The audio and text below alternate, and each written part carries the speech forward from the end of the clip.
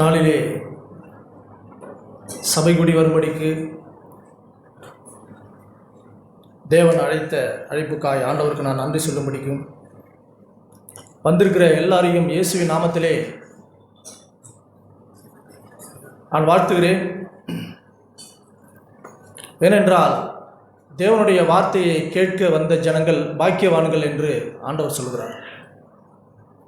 நான் துதிர் வேளையில் போய் கேட்டுட்டு இருக்கும்போது மாம்சமான எந்த மனுஷனும் பெருமை பாராட்டாதபடிக்கு ரட்சிப்பு உம்முடையது ஆண்டவரே என்று உணர்ந்து கொள்ளக்கூடிய ஒரு வாழ்க்கையை ஆண்டவருக்கு நமக்கு கையளித்திருக்கிறார். அதை உணரும் வரை தேவன் நம்மை நடத்தி கொண்டே அவருடைய வழிகளை நாம் பார்க்கும்படிக்கு போன வாரங்களில் நாம் கேட்டது போல சீஷர்களாய் கற்றுக்கொள்கிறவர்களாய் குருவின் வழியை கற்றுக்கொள்ளுகிறவர்களாய் தைரியமாய் பயமில்லாமல் ஆண்டவர் பயப்படாதே என்று சொல்லிய அந்த தேற்றுதலோடு அவர்கள் பின்னே செல்பவர்கள். ஆண்டவருடைய வார்த்தைக்காய் காத்திருக்கிற ஜனங்களை ஆண்டவர் ஆசீர்வதிக்க விரும்புகிறார்.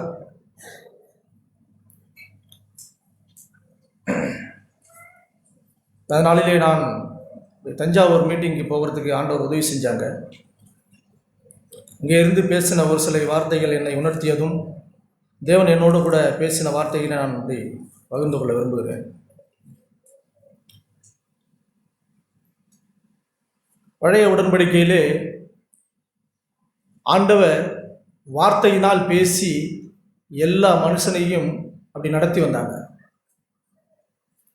இந்த புது உடன்படிக்கையிலே வார்த்தையாய் மாறிய ஜீவன் அந்த கிறிஸ்துவை நாம் பின்பற்றும்படிக்கு அந்த வார்த்தை ஜீவனாய் மாறி அது நம்மை இந்த பரிசுத்த பாதையிலே நடத்தும்படிக்கு கற்றுக்கொள்கிற சீஷர்களாய் நாம் தொடர்ந்து வரும்படிக்கு அந்த வார்த்தையை கேட்கும்படிக்கு இந்த நாளிலேயும் சபை கூட வந்திருக்கிற நாம் யாவரும் பாக்கியவான்கள் என்று ஆண்டவர் சொல்கிறார். யோவான் எழுதின சுவிசேஷம் 1ஆம் அதிகாரம்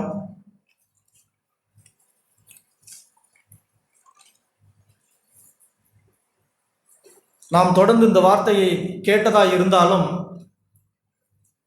இதுக்குள்ளே இருக்கிற அந்த ஜீவனை கண்டுபிடிக்கும்படிக்கு ஆழமாய் நாம் நம்முடைய இருதயத்தை அவருக்குள்ளாய் அப்படி செலுத்தலாம். யோவான் 1ஆம் அதிகாரம் பக்கம் 124. ஆதியிலே வார்த்தை இருந்தது. அந்த 1ஆம் அதிகாரம் 1ஆம் வசனம், ஆதியிலே வார்த்தை இருந்தது, அந்த வார்த்தை தேவனிடத்தில் இருந்தது, அந்த வார்த்தை தேவனாயிருந்தது. அவர் ஆதியிலே தேவனோடு இருந்தார். சகலமும் அவர் மூலமாய் உண்டாயிற்று. உண்டானதொன்றும் அவராலே அல்லாமல் உண்டாகவில்லை. அவருக்குள் ஜீவன் இருந்தது. அந்த ஜீவன் மனுஷனுக்கு ஒளியாயிருந்தது. அந்த ஒளி இருளிலே பிரகாசித்தது. இருளானது அதை பற்றி கொள்ளவில்லை. இங்கே யோவான் சுவிசேஷத்திலே யோவான் சொல்லுகிற வார்த்தை என்னன்னா, ஆதியிலே வார்த்தை இருந்தது, அந்த வார்த்தை தேவனாயிருந்தது, அந்த தேவன் கிறிஸ்து. அவர் மூலமாய் உண்டாயிற்று. உண்டானதொன்றும் அவராலே அல்லாமல் வேறு ஒன்றும் உண்டாகல. அவருக்குள் ஜீவன் இருந்தது. நாம் வெறும் வார்த்தையை வாசித்து நாம் அதிலே நடக்கக்கூடாது. அதற்குள்ளே இருக்கிற ஜீவனை கிறிஸ்துவை கண்டுபிடிக்கும்படிக்கு இந்த வாழ்க்கை நமக்கு கையளிக்கப்பட்டிருக்கு. அவர்கள் பாக்கியவான்னு சொல்றாங்க.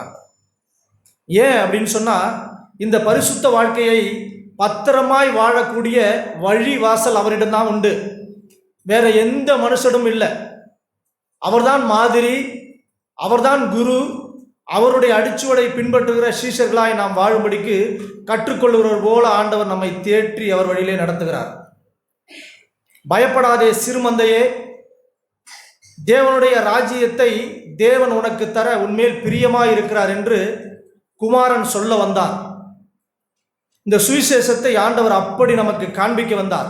பயப்படாதீங்க, தைரியமா இருங்க. ஏனென்றால் நான் இருக்கிறேன். ஆண்டவருடைய வார்த்தையை குறித்து கலங்குறோமா? அந்த வார்த்தை ஜீவனாய் வெளிப்பட்ட ஒரு நமக்காய் பரிந்து பேசுகிற ஒரு கிறிஸ்து ஒருவர் இருக்கிறார்.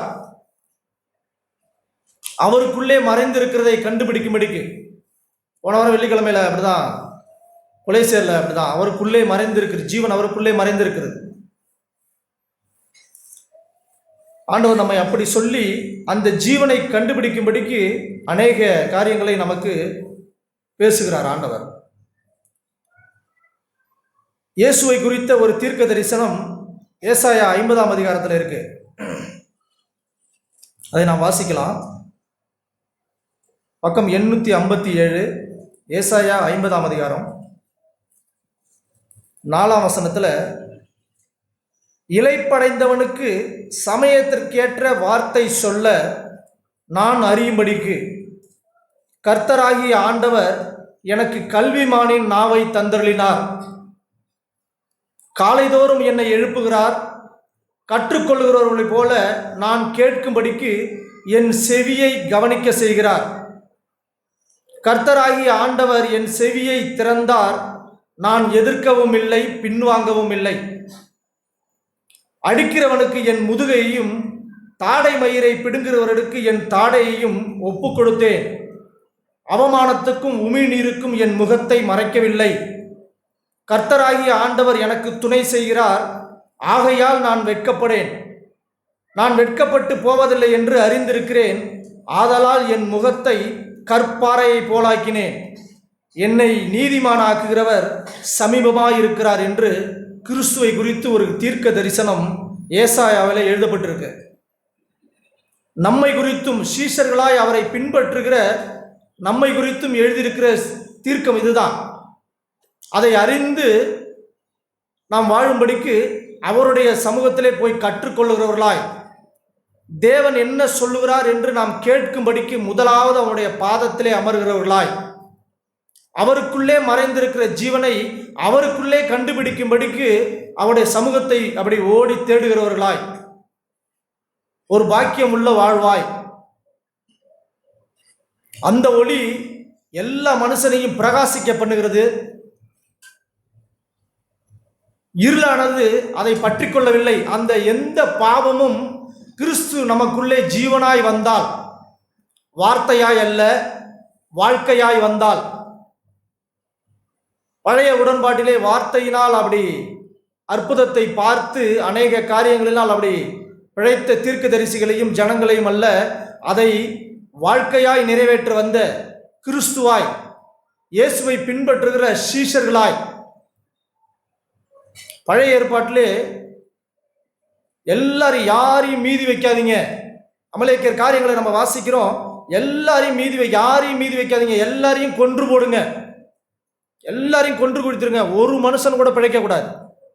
தீர்க்கதரிசிகளிடம் தேவனுடைய மனுஷர்களிடம் ஆண்டவர் சொல்லி செய்கிற ஒரு காரியம். அப்படியே புது உடன்படிக்கையிலே அதற்கு ஒப்பாய் ஒரு வாரிய காரியங்கள் என்ன சொல்றாங்க அப்படின்னா, நீங்கள் யாரையும் கொல்லாமல் எல்லாரையும் மன்னிச்சிடுங்க. அந்த வாழ்க்கையை காட்டதான் நான் வந்தேன். மத்தேயுல நியாயப்பிரமாணத்தை ஆண்டவர் வரிசையா சொல்லுகிறார். எல்லாத்தையும் சொல்லிட்டு நான் உங்களுக்கு சொல்லுகிறேன், உங்க சத்ருவை நீங்கள் கொன்று போடாதீங்க, உங்க சத்ருவை நீங்கள் மன்னிங்க, அவர்களை ஆசீர்வதிங்க. அந்த வாழ்க்கையை நான் அப்படி தெரிந்து கொள்ள வந்தேன்னு சொல்லி இந்த தீர்க்க தரிசனத்தை நிறைவேற்றும்படிக்கு தேவன் இங்கே வந்தார். அப்படி இளைப்படைந்தவனுக்கு சமயத்திற்கேற்ற வார்த்தையை சொல்லும்படிக்கு நாம் முதலாக வாழும்படிக்கு கர்த்தராகிய ஆண்டவர் எனக்கு கல்விமானின் நாவை தந்திருக்கிறார். கற்றுக்கொள்கிறவன், கல்விமான்னா ஏதோ படித்து தேர்ந்தவன் அல்ல, அது நாவு அவரை போல் இருக்கிற ஒரு நாவு. அதற்காகவே காலைதோறும் என்னை எழுப்புகிறார். இந்த நாளிலே கற்றுக்கொள்ளுகிறவனாய் அவரிடத்தில் வரும்படிக்கு இந்த நாளிலே கிருபையாய் நம்மை அவர் கூட்டி சேர்த்திருக்கிறார். ஏதோ நான் வந்துட்டேன், நான் பிரயாசப்பட்டேன், இல்லை, இது தேவனுடைய தீர்மானம், ஆண்டவருடைய அழைப்பு. அந்த அழைப்புக்கு பாத்திரவான்களாய் நாம் நடக்கும்படிக்கு முந்தி நம்மிடத்தில் அன்பு கூர்ந்தாரே, அந்த அன்பு நம்மை நெருக்கி ஏவுது, அவ்வளவுதான், வேற எதுவுமே இல்லை. எந்த மனுஷனும் பெருமை பாராட்டாதபடிக்கு தேவனே நீர்தான் பாத்திரர் என்று சாஷ்டாங்கமாய் அவருடைய பாதத்திலே வந்து முத்தம் செய்யும்படிக்கு ஒரு வாழ்க்கையை ஆண்டவர் தந்திருக்கிறார். யோனாவை அப்படி மீன் விழுங்கும் பொழுது ரட்சிப்பு கர்த்தருடையது என்று சொன்ன போது அவனை வெளியில கக்கிட்டு நம்ம வாசிக்கிறோம். இந்த வாழ்க்கையை ஆண்டவர் எதற்காக நம்மை தெரிந்தெடுத்திருக்கிறார்? ரட்சிப்பு உம்முடையது ஆண்டவரே என்று சொல்லும்படிக்கு. எனக்கு இதுல எந்த கிரெடிட்டோ எந்த ஒரு காரியமோ இல்லை. ஏனென்றால் நீர் விசுவாசத்தை துவக்கி இருக்கிறீர். இருளாய் இருந்த என்னை வெளிச்சத்தின் பிள்ளையாய் அந்த புது ஜீவன் எனக்காய் வெளிப்பட்டு இந்த புது உடன்படிக்கையே உம்முடைய மாம்சத்தின் திரையின் வழியாய் எனக்கு கிழித்து எனக்கு எட்டாத ஒரு வாழ்க்கையை நீர் கையிலே கொடுத்திருக்கிறீங்களே. நியாயப்பிரமாணம் செய்யக்கூடாததை தேவனே செய்யும்படிக்கு பூமிக்கு வந்து தன்னையே தந்து முந்தி என்னிடத்தில் அன்பு கூர்ந்து ஒரு வாழ்க்கையை ஆரம்பித்திருக்கிறாரே. இந்த வாழ்க்கையை நல்லபடியாய் முடிக்கணும் அப்படின்னு சொன்னா அவர் என்ன சொல்லுகிறாருன்னு கேட்டா மாத்திரம்தான். எனக்கு எல்லாம் தெரியும், பைபிள் தெரியும், எல்லாம் தெரியும், எல்லாம் தெரியும். ஆண்டவரை பார்த்த ஜனங்கள் அப்படிதான் சொன்னாங்க, பரிசேயர்கள் அப்படிதான் சொன்னாங்க, வேதபாரர்கள் அப்படிதான் சொன்னாங்க, தேவனை எதிர்த்த எல்லாரும் அப்படிதான் சொன்னாங்க. எனக்கு பிதாவை தெரியும், அவங்கள தெரியும், இவங்கள தெரியும், நீர் யார்? நாம என்ன சொல்லணும்னு ஆண்டவர் எதிர்பார்க்குறாங்கன்னா, ஆண்டவரே உண்மை மட்டும்தான் எனக்கு தெரியும், வேற அந்த உலக காரியங்களோ மற்ற எதுவுமே எனக்கு தெரியாது. உமக்குள்ளே மறைந்திருக்கிற அந்த ஜீவன், பிதாவின் அன்பை வெளிப்படுத்த வந்த கிறிஸ்துவே, உம்மை பார்த்து அந்த ஜீவனை நாங்கள் அறிந்து கொள்ள வந்திருக்கிறோம். அப்படிதான் ஆண்டவர் காலைதோறும் நம்மை எழுப்புகிறார். கற்றுக்கொள்கிறவரை போல, ஒரு சீஷனை போல கேட்கும்படிக்கு நம்முடைய செவியை கவனிக்க செய்கிறார். ஏதோ இந்த காதில் வாங்கி இந்த காதில் விட்டுட்டு போறதில்லை. ஒரு நாள் சபை கூடுதல் நம்ம எதுவுமே செய்யல அப்படின்னா நம்ம வந்து இந்த காதில் வாங்கி இந்த காதில் விடுறோம் தான் அர்த்தம்.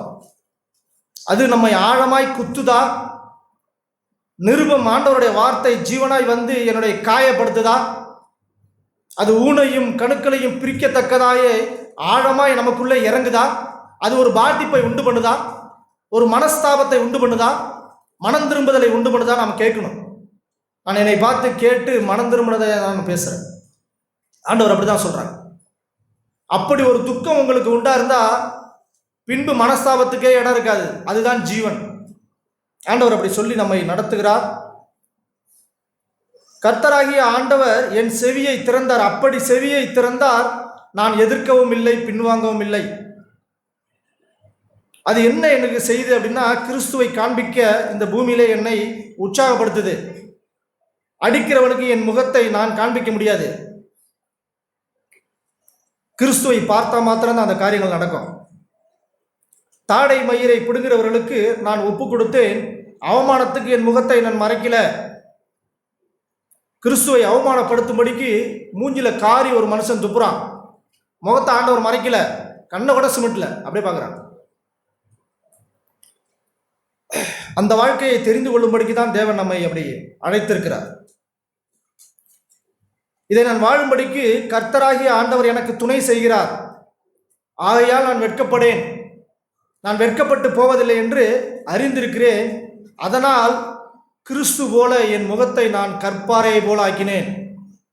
ஒரு சில சூழ்நிலைகள் என்னை மேற்கொள்ளும் பொழுது நான் அப்படியே எதுவும் வாய் பொத்தி அமைதியாக இருந்தேன்.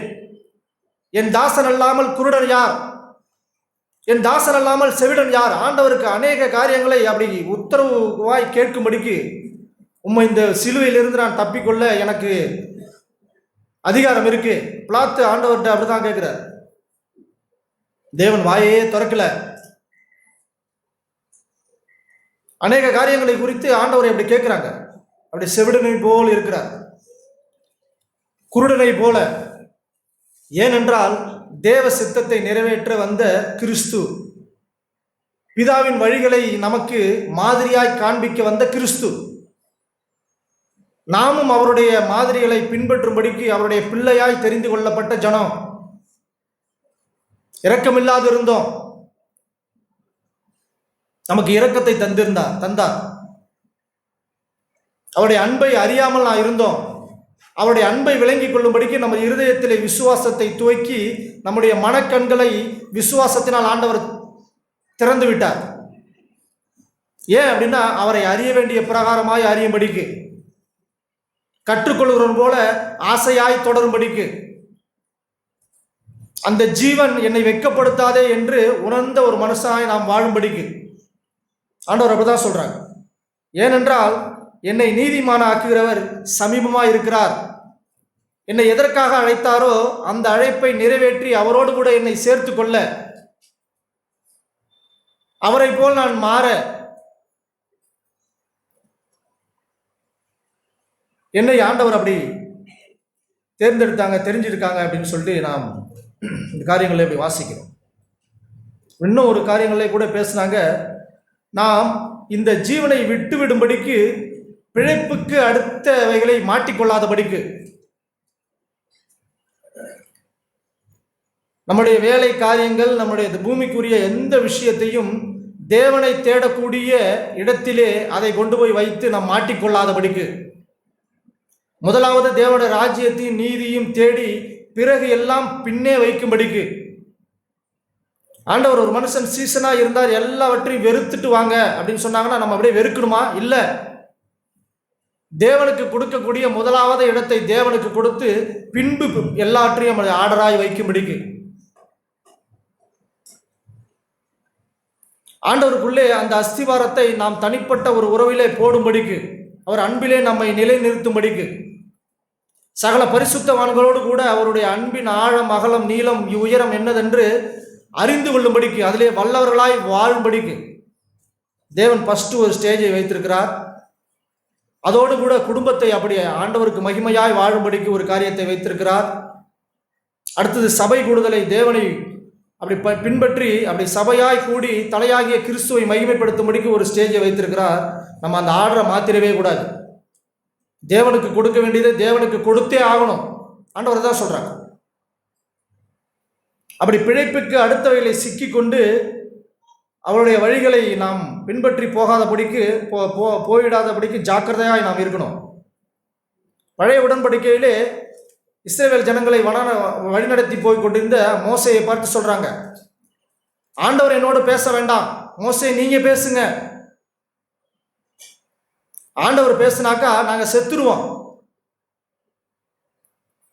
புது உடன்படிக்கையிலே ஆண்டவர் நம்மை அதை எப்படி மாற்றுகிறார்னா, தேவனே நீங்க பேசுங்க, நீங்க பேசினா நாங்கள் மாமிசத்திற்கு உண்டான எல்லாவற்றையும், இந்த இருளிலே இருக்கிற எல்லாவற்றுக்காய் நாங்கள் செத்துருவோம், செத்து உம்முடைய ஜீவனுக்காக நாங்கள் பிழைச்சிடுவோம்.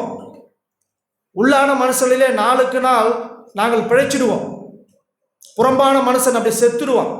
ஆண்டவரே நீங்க பேசுங்க, நீங்க பேச வேண்டிய வழியை தேவனுடைய மனுஷர் மூலியமாய் நீங்க பேசுங்க, அவர்களை மறைத்து நீங்க பேசுங்க. நாம் புது உடன்படிக்கை மனுஷர்களாக இருக்கிற நாம் ஜீவனை அப்படி நம்ம கண்டுபிடிக்கிறோம். அந்த வார்த்தையிலே ஜீவன் இருக்கிறதை நாம் அப்படி கண்டுபிடிக்கும்படிக்கு ஆண்டவர் நம்மோடு கூட அப்படி பேசுகிறார்.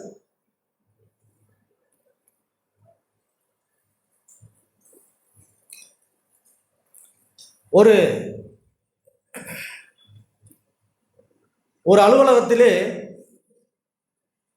அந்த பாஸுக்கு என்ன வேலை சொன்னாலும் எடுபடியாக இருக்கிற அந்த வாட்ச்மேன் போல, அதாவது அந்த கேட்ல இருக்கிற அந்த மனுஷன் போல, அவருக்கு எதுக்கு சம்பளம் கொடுத்து அதை வச்சிருக்காங்கன்னா, அவர் என்ன சொல்றாங்களோ அதை செய்யதான். ஒரு அட்டெண்டர், ஒரு ஸ்கூல்ல ஒரு ரூம் ஸ்டாஃப் இருக்காங்கன்னா வெளியில உட்கார்ந்துருக்கிற ஒரு அட்டெண்டர், அவருக்கு வேற எந்த ஒர்க்கும் கிடையாது. அந்த பாஸ், அந்த சார் அவங்க என்ன சொல்றாங்களோ அதை கேட்கும்படிக்கு ஒரு பெல் அடிக்கும்.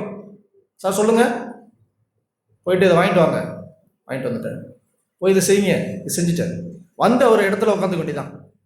அதற்காக தான் நான் அவருக்கு சம்பளம்.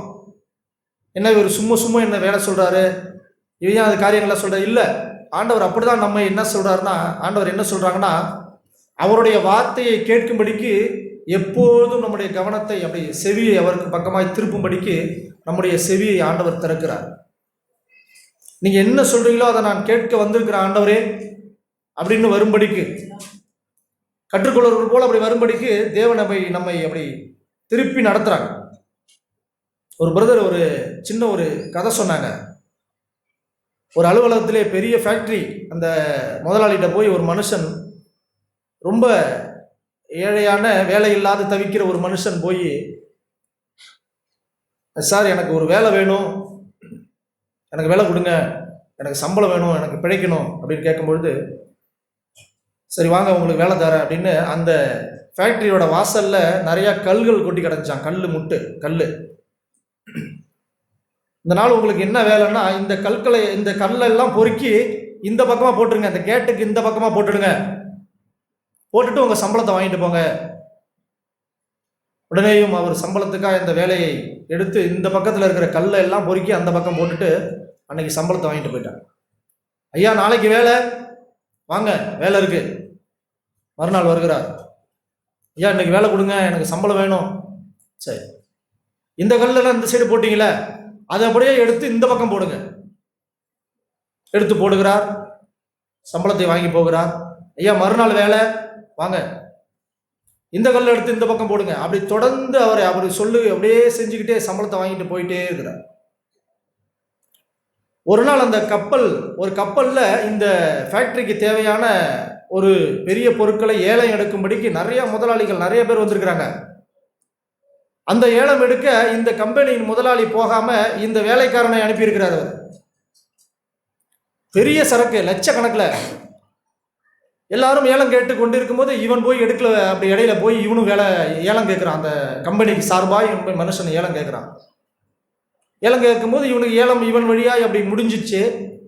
மற்ற அந்த ஃபேக்டரி ஓனர்கள் பெரிய பெரிய கோடீஸ்வரர்கள் எல்லாம் இந்த ஓனரை கூப்பிட்டு கேட்குறாங்களாம், என்ன ஏலம் கேட்கும்படிக்கு இவனை அனுப்பியிருக்கீங்க, இவன் வேலைக்காரன் போல இருக்கிறான், ரொம்ப மதிப்பு இல்லாமல் ஏதோ ஒரு காரியத்தில் இப்படி இருக்கிறான், இவனுக்கு எப்படி இவ்வளோ ஒரு காரியம் அப்படின்னா, அந்த எஜமான அவருடைய சக மனசர்களோடு அப்படி சொன்னாராம், இவன் உண்மையுள்ள வேலைக்காரன், நான் என்ன சொல்கிறேனோ அதை அப்படியே செய்வான், எதிர்த்து பேசவே மாட்டான், அவன் எதிர்த்து எதுவுமே கேட்க மாட்டான். ஏன் இந்த சைடு கொட்டுன கல்லை ஏன் இங்கே போடுறீங்க, அது அங்கேயே இருக்கலாமே, இதுக்கு எனக்கு சம்பளம் கொடுக்குறீங்க, வேற வேலை கொடுங்க. இல்லை, அவன் கேட்கவே இல்லை. அவன் வேலைக்கு சேர்ந்ததுலேருந்து அதுதான் அவனுக்கு வேலை, அது வருவான் சம்பளம் செய்வான் அப்படின்ட்டு. நான் என்ன சொல்கிறேனோ அதை அப்படியே கேட்டு உண்மையுள்ளவனாக இருந்தான். அதனால தான் இந்த பெரிய விஷயத்தை அவனுக்கு நான் ஒப்பு கொடுத்தேன்னு சொன்னான்.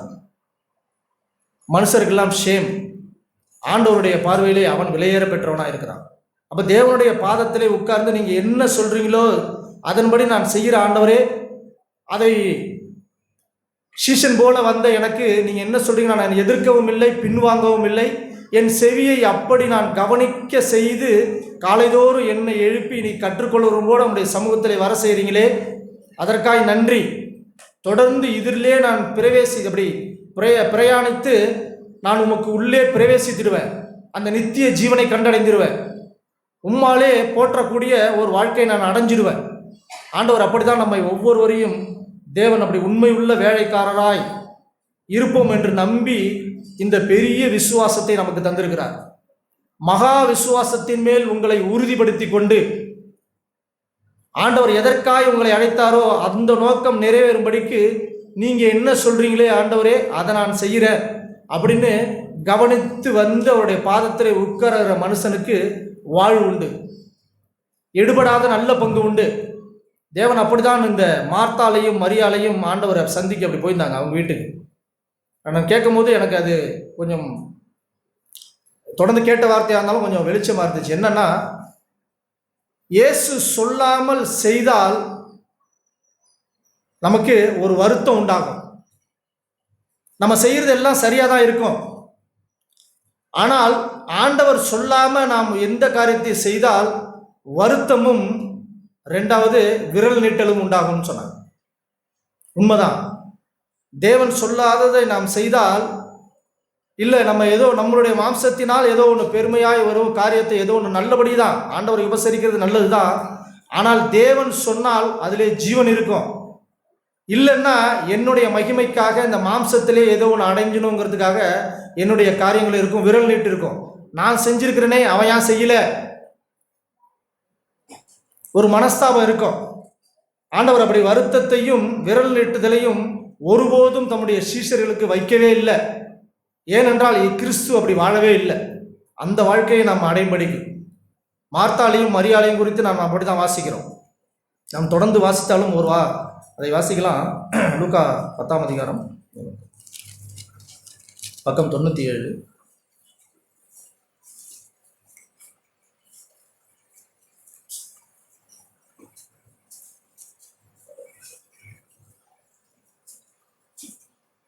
38ஆம் வசனத்தில், பின்பு அவர்கள் பிரயாணமாய் போகையில் அவர் ஒரு கிராமத்தில் பிரவேசித்தார். அங்கே மார்த்தாள் என்னும் பெயர் கொண்ட ஒரு ஸ்திரீ அவரை தன் வீட்டிலே ஏற்றுக்கொண்டாள்.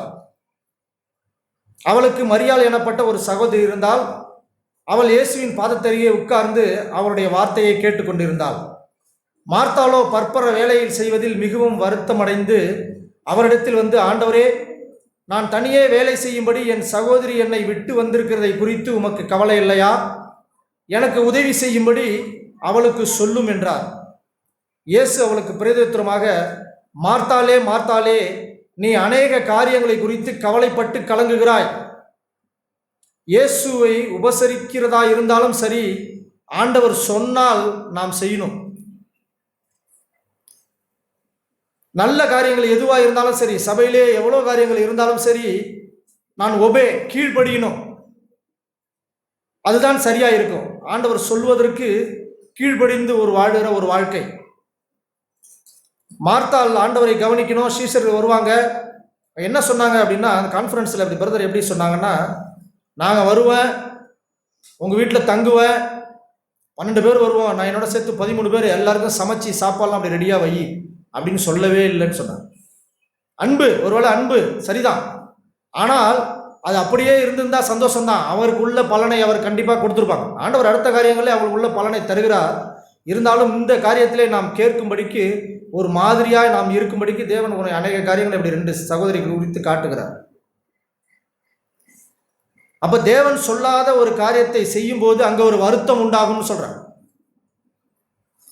தேவன் சொல்லாத ஒரு காரியத்தை நாம் செய்யும் பொழுது அங்கே ஒரு விரல் நீட்டல் உண்டாகும். அவங்க செய்யலையே, அதை குறித்து உமக்கு கவலை இல்லையா? எனக்கு கவலை இல்லை. ஏனென்றால் என்னுடைய போஜனம் இது இல்லை, சாப்பாடு இல்லை. நாமும் இந்த வாழ்க்கையை அறிந்து கொள்ளக்கூடிய ஒரு மாதிரியை தேவன் நமக்கு வைத்திருக்கிறார். சமாரிய ஸ்திரீயோடு ஆண்டவர் பேசிக்கொண்டிருக்கும்போது சீசர்கள் சாப்பாடு வாங்க போறாங்க. அப்போ ஆண்டவர் உட்கார்ந்து இருக்கிறார். அப்போ பிதா தேவனிடம் நான் இப்போ என்ன செய்யணும்னு கேட்கும் பொழுது அந்த ஸ்திரீயிடே அப்படி பேச்சு கொடு. எப்படி ஆரம்பிக்கிறது? ஆண்டவரே, தாகத்துக்கு தண்ணி கொடுன்னு ஆரம்பி. அப்படி எல்லா காரியத்தில் முடிந்த பிறகு, இதுதான் எனக்கு போஜனம், பிதாவின் சித்தத்தை செய்வதே எனக்கு போஜனம். ஆண்டவர் அப்படிதான் சொல்றாங்க. அப்பத்தினால் மாத்திரமல்ல, தேவனுடைய வாயிலிருந்து புறப்படுகிற ஒவ்வொரு வார்த்தையினால் மனுஷன் பிழைப்பான். ஆண்டவர் அப்படிதான் அந்த ஒரு வாழ்க்கையை நமக்கு காண்பிக்கும்படிக்கு தேவன் அப்படி மரியாளை மெச்சிக்கொள்கிறார். தன்னுடைய பாதத்திலே உட்கார்ந்திருந்த மரியாளை ஆண்டவர் மெச்சிக்கொள்கிறார். தேவையானது ஒன்றே, ஃபர்ஸ்ட் அதுதான் தேவை. அந்த எடுபடாத நல்ல பங்கை நீ தெரிஞ்சுக்கிட்ட அப்படின்னு சொல்லி ஆண்டவர் அப்படி மெச்சிக்கொள்கிறார். ஒருவேளை சாப்பாடு அங்கே இல்லாட்டினாலும் ஆண்டவர் ஸ்தோத்திரம் சொல்லிட்டு போயிட்டே இருப்பாங்க. என்ன இவ்வளோ நேரம் உட்காந்து உங்ககிட்ட பேசிகிட்டு இருக்கிறேன், ஒரு சாப்பாடு கூட இல்லையா? நிச்சயமா இல்லை. நான் ஒரு சில வீடுகளுக்கு அப்படி பிரதர்ஸ் பின்னாடியோட போகும்போது பார்க்குறேன். அப்படியே அநேக தேவனுடைய மனுஷர்கள் வந்து அவங்க வீட்டுக்கு வரும்பொழுது, அப்போ தான் அந்த வீட்டில் உள்ள அந்த ஸ்திரீ, அவங்க வீட்டில் உள்ள அந்த எல்லாம் என்ன செய்வாங்க, அப்போ தான் ஏதோ ஒரு சில காரியங்களை அப்படி ஓடுவாங்க, ஒடியாருவாங்க, உட்கார மாட்டாங்க. உட்காருங்க சிஸ்டர் அப்படின்னு சொன்னாலும் உட்கார மாட்டாங்க. நல்லது தான். ஆனால் தேவன் என்ன விரும்புகிறார்னா, அவருடைய பாதத்திலே உட்காருகிறவர்களை விரும்புகிறார். அவர்களுக்கு எடுபடாத நல்ல பங்கை தர விரும்புகிறார்.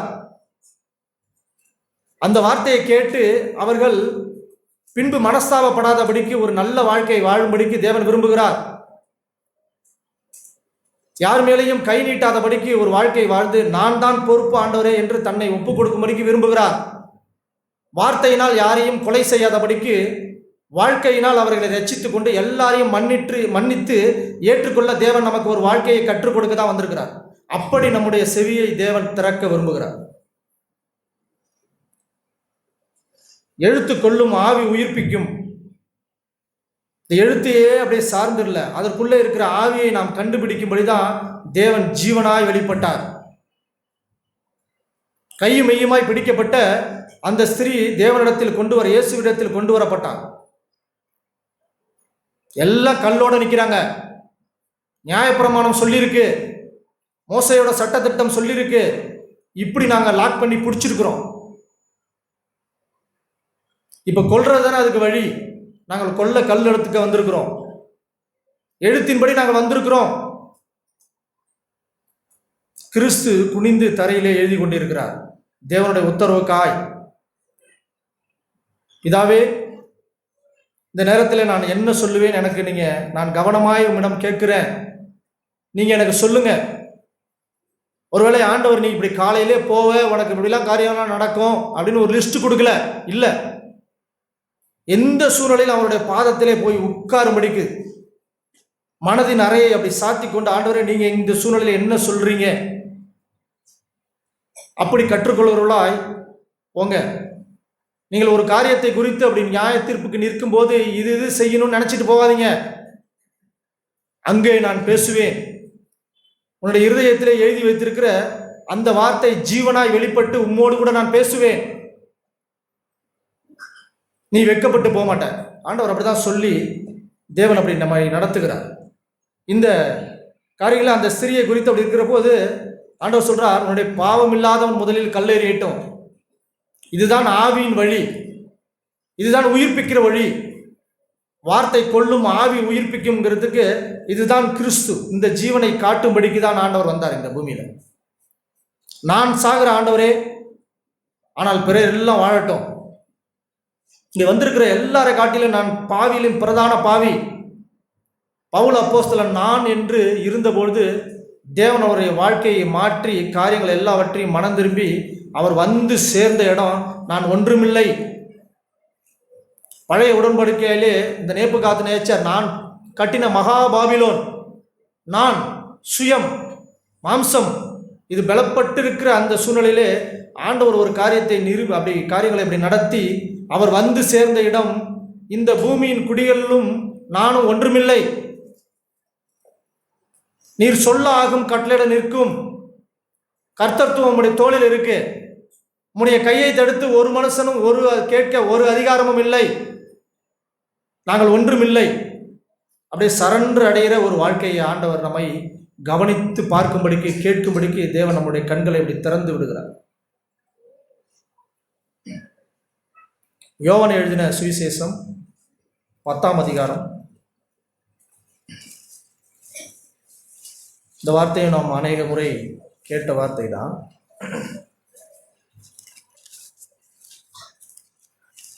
27ஆம் வசனத்துல, என் ஆடுகள் என் சத்தத்திற்கு செவி கொடுக்கிறது, நான் அவைகளை அறிந்திருக்கிறேன், அவைகள் எனக்கு பின் செல்கிறது, நான் அவைகளுக்கு நித்திய ஜீவனை கொடுக்கிறேன், அவைகள் ஒரு காலம் கெட்டு போவதில்லை, ஒருவனும் அவைகளை என் கையிலிருந்து பறித்து கொள்வதுமில்லை. அவைகளை எனக்கு தந்த என் பிதா எல்லாரிலும் பெரியவராயிருக்கிறார். அவைகளை என் பிதாவின் கையிலிருந்து பறித்து கொள்ள ஒருவனாலும் கூடாது. நானும் பிதாவும் ஒன்றாயிருக்கிறோம் என்றார். இந்த சத்தியத்தை நாம் அறிந்து அவருடைய சொல்லை கேட்டு பின்பற்றுகிற ஆடுகளாய், ஜீவனுக்கு போகிற வழிகளை தேடுகிற சீஷர்களாய், கற்றுக்கொள்கிறவர்களாய், என் ஆடுகள் என் சத்தத்திற்கு செவி கொடுக்கிறது அப்படின்னா, மேய்ப்பனுடைய சத்தத்தை அறிந்திருந்த ஆடு மாத்திரம்தான் செவி கொடுக்கும்.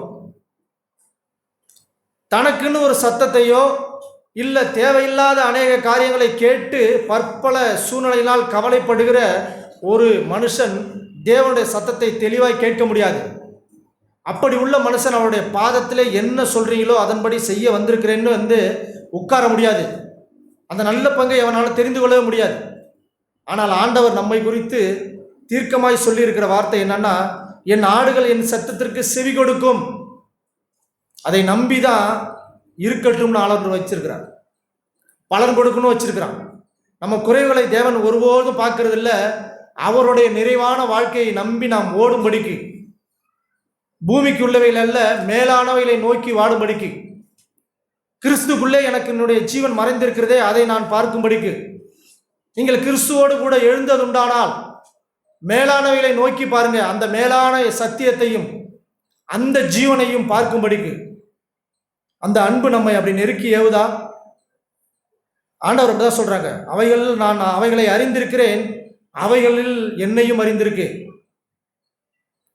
தேவன் அப்படிதான் நம்மை கற்றுக்கொள்கிறவர் போல தேவன் அப்படி தொடர்ந்து அவருடைய பாதத்திலே நம்மை உட்கார செய்கிறார். இன்னும் ஒரு வார்த்தையை சொல்லி நான் அப்படி உட்கார்கிறேன். மத்தேயு எழுதின சுவிசேஷம், ஆண்டவர் அப்படி பேசிட்டு இருக்கும்போது எனக்கு இந்த வார்த்தையை அப்படி தேவன் வெளிப்படுத்துறாங்க. மத்தேயு 7ஆம் அதிகாரம் 24ஆம் வசனத்துல பக்கம் 11, ஆகையால் நான் சொல்லிய இந்த வார்த்தைகளை கேட்டு இவைகளின்படி செய்கிறவன் எவனோ அவனை கண்மலையின் மேல் தன் வீட்டை கட்டின புத்தியுள்ள மனுஷனுக்கு ஒப்பிடுவேன். பெருமழை சொரிந்து பெருவெள்ளம் வந்து காற்று அடித்து அந்த வீட்டின் மேல் மோதியும் அது விழவில்லை, ஏனென்றால் அது கண்மலையின் மேல் அஸ்திவாரம் போடப்பட்டிருந்தது. அந்த அஸ்திவாரத்தை கிறிஸ்து மேலே நாம் போடும்படிக்கு அவரை உற்று பார்த்து கவனித்து, யோவான் அப்படிதான் சொல்றாங்க, நான் பார்க்கிறேன், கேட்கிறேன், பார்க்கிறேன், உத்து பார்க்கிறேன், அதை தொட்டு பார்க்கிறேன், அதற்குள்ளே ஜீவன் இருக்கு. நம்மளுடைய பார்க்காத விஷயத்தை நம்ம கிளைம் பண்ண முடியாது.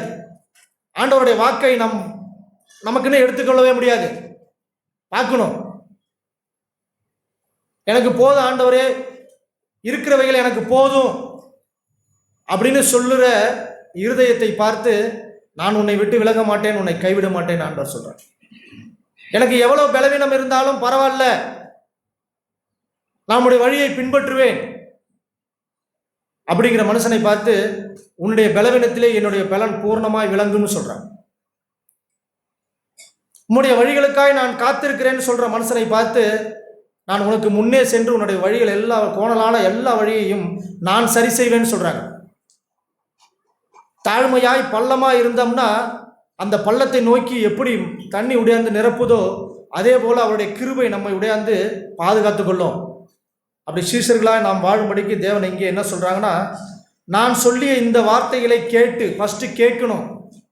ஆண்டவர் பேசுகிற வார்த்தையை ஏதோ ஒரு எழுத்தாய் அப்படியே பார்க்காம அதற்குள்ளே மறைந்திருக்கிற ஜீவனை கண்டுபிடிக்கும்படிக்கு, ஏதோ தியரி ஒன்று இருக்கு, பிராக்டிக்கல் ஒன்று இருக்கு.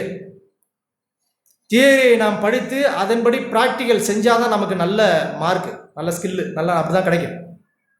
ஃபேக்ட்ரி ஐடிஐ எல்லாம் படிக்கிறவங்களுக்கு தான் தெரியும், அப்படிதான் இருக்கு.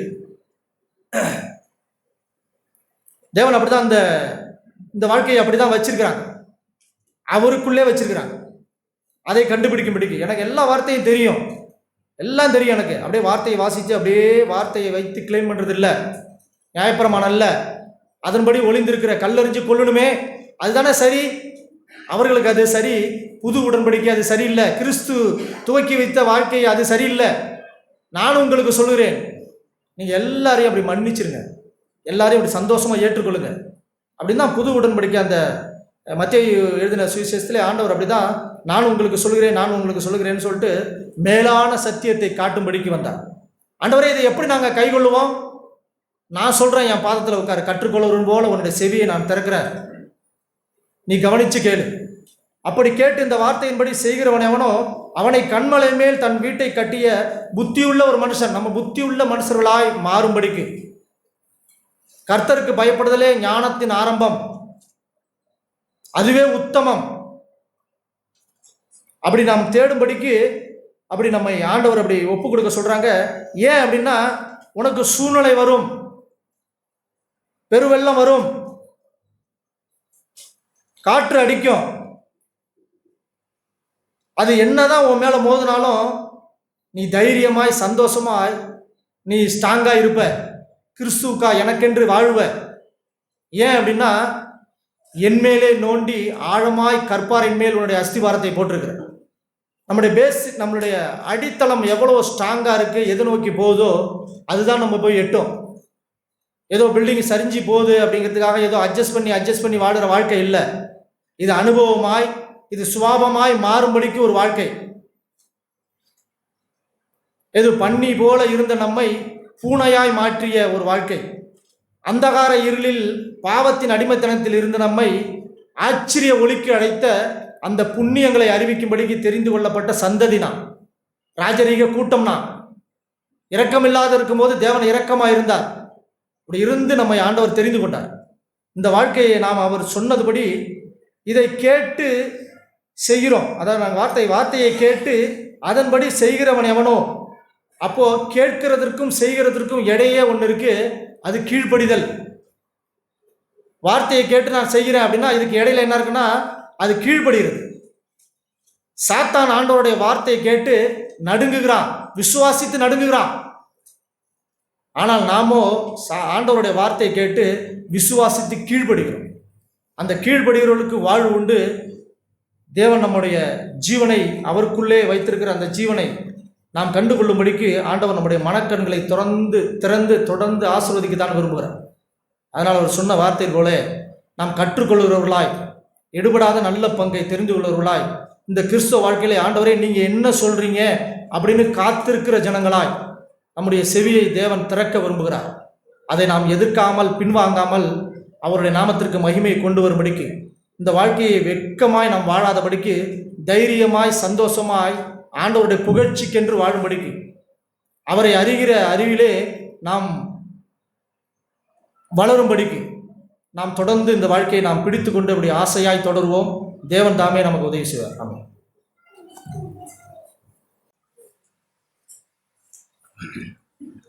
ஆண்டவர் கொடுத்த நல்ல வார்த்தைகளுக்காக நானும் நன்றி செலுத்துகிறேன்.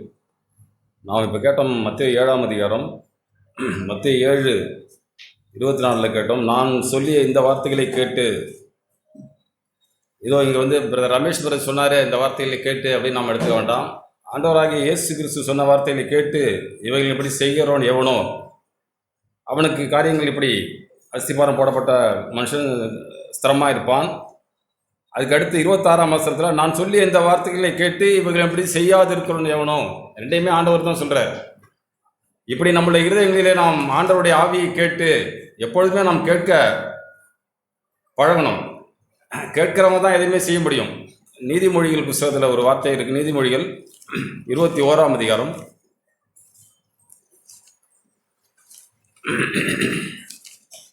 நீதிமொழிகள் புத்தகம் 21ஆம் அதிகாரம்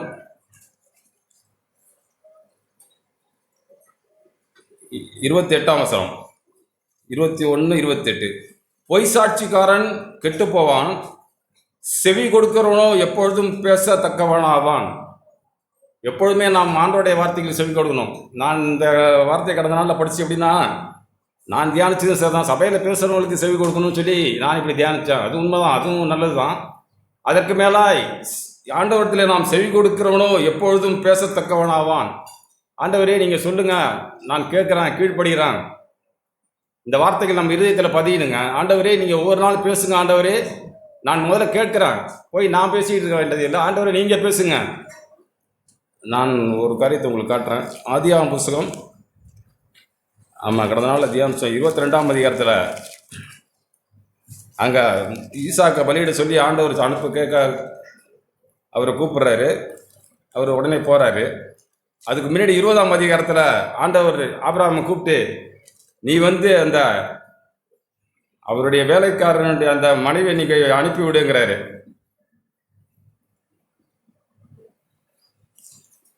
அந்த சம்பவம் அதுக்கு முன்னாடி அவனுக்கு ஒரு குழந்தை பிறக்கும், பையன் பிறப்பான். அந்த பையனையும் அந்த பொண்ணையும் வீட்டை விட்டு அனுப்பி விடுன்னு சொன்னவொடனே உடனே இவர் அனுப்பிடுறாருங்க. அனுப்பிட்டு அதுக்கு பிறகு பார்த்தீங்கன்னா 22ஆம் அதிகாரத்தில் ஆண்டவர் நான் பலியிட சொல்கிறாரு அவனுடைய குமாரனை ஈசாக்க. 21ஆம் அதிகாரம், ஆதியாகமம் 21ஆம் அதிகாரம்,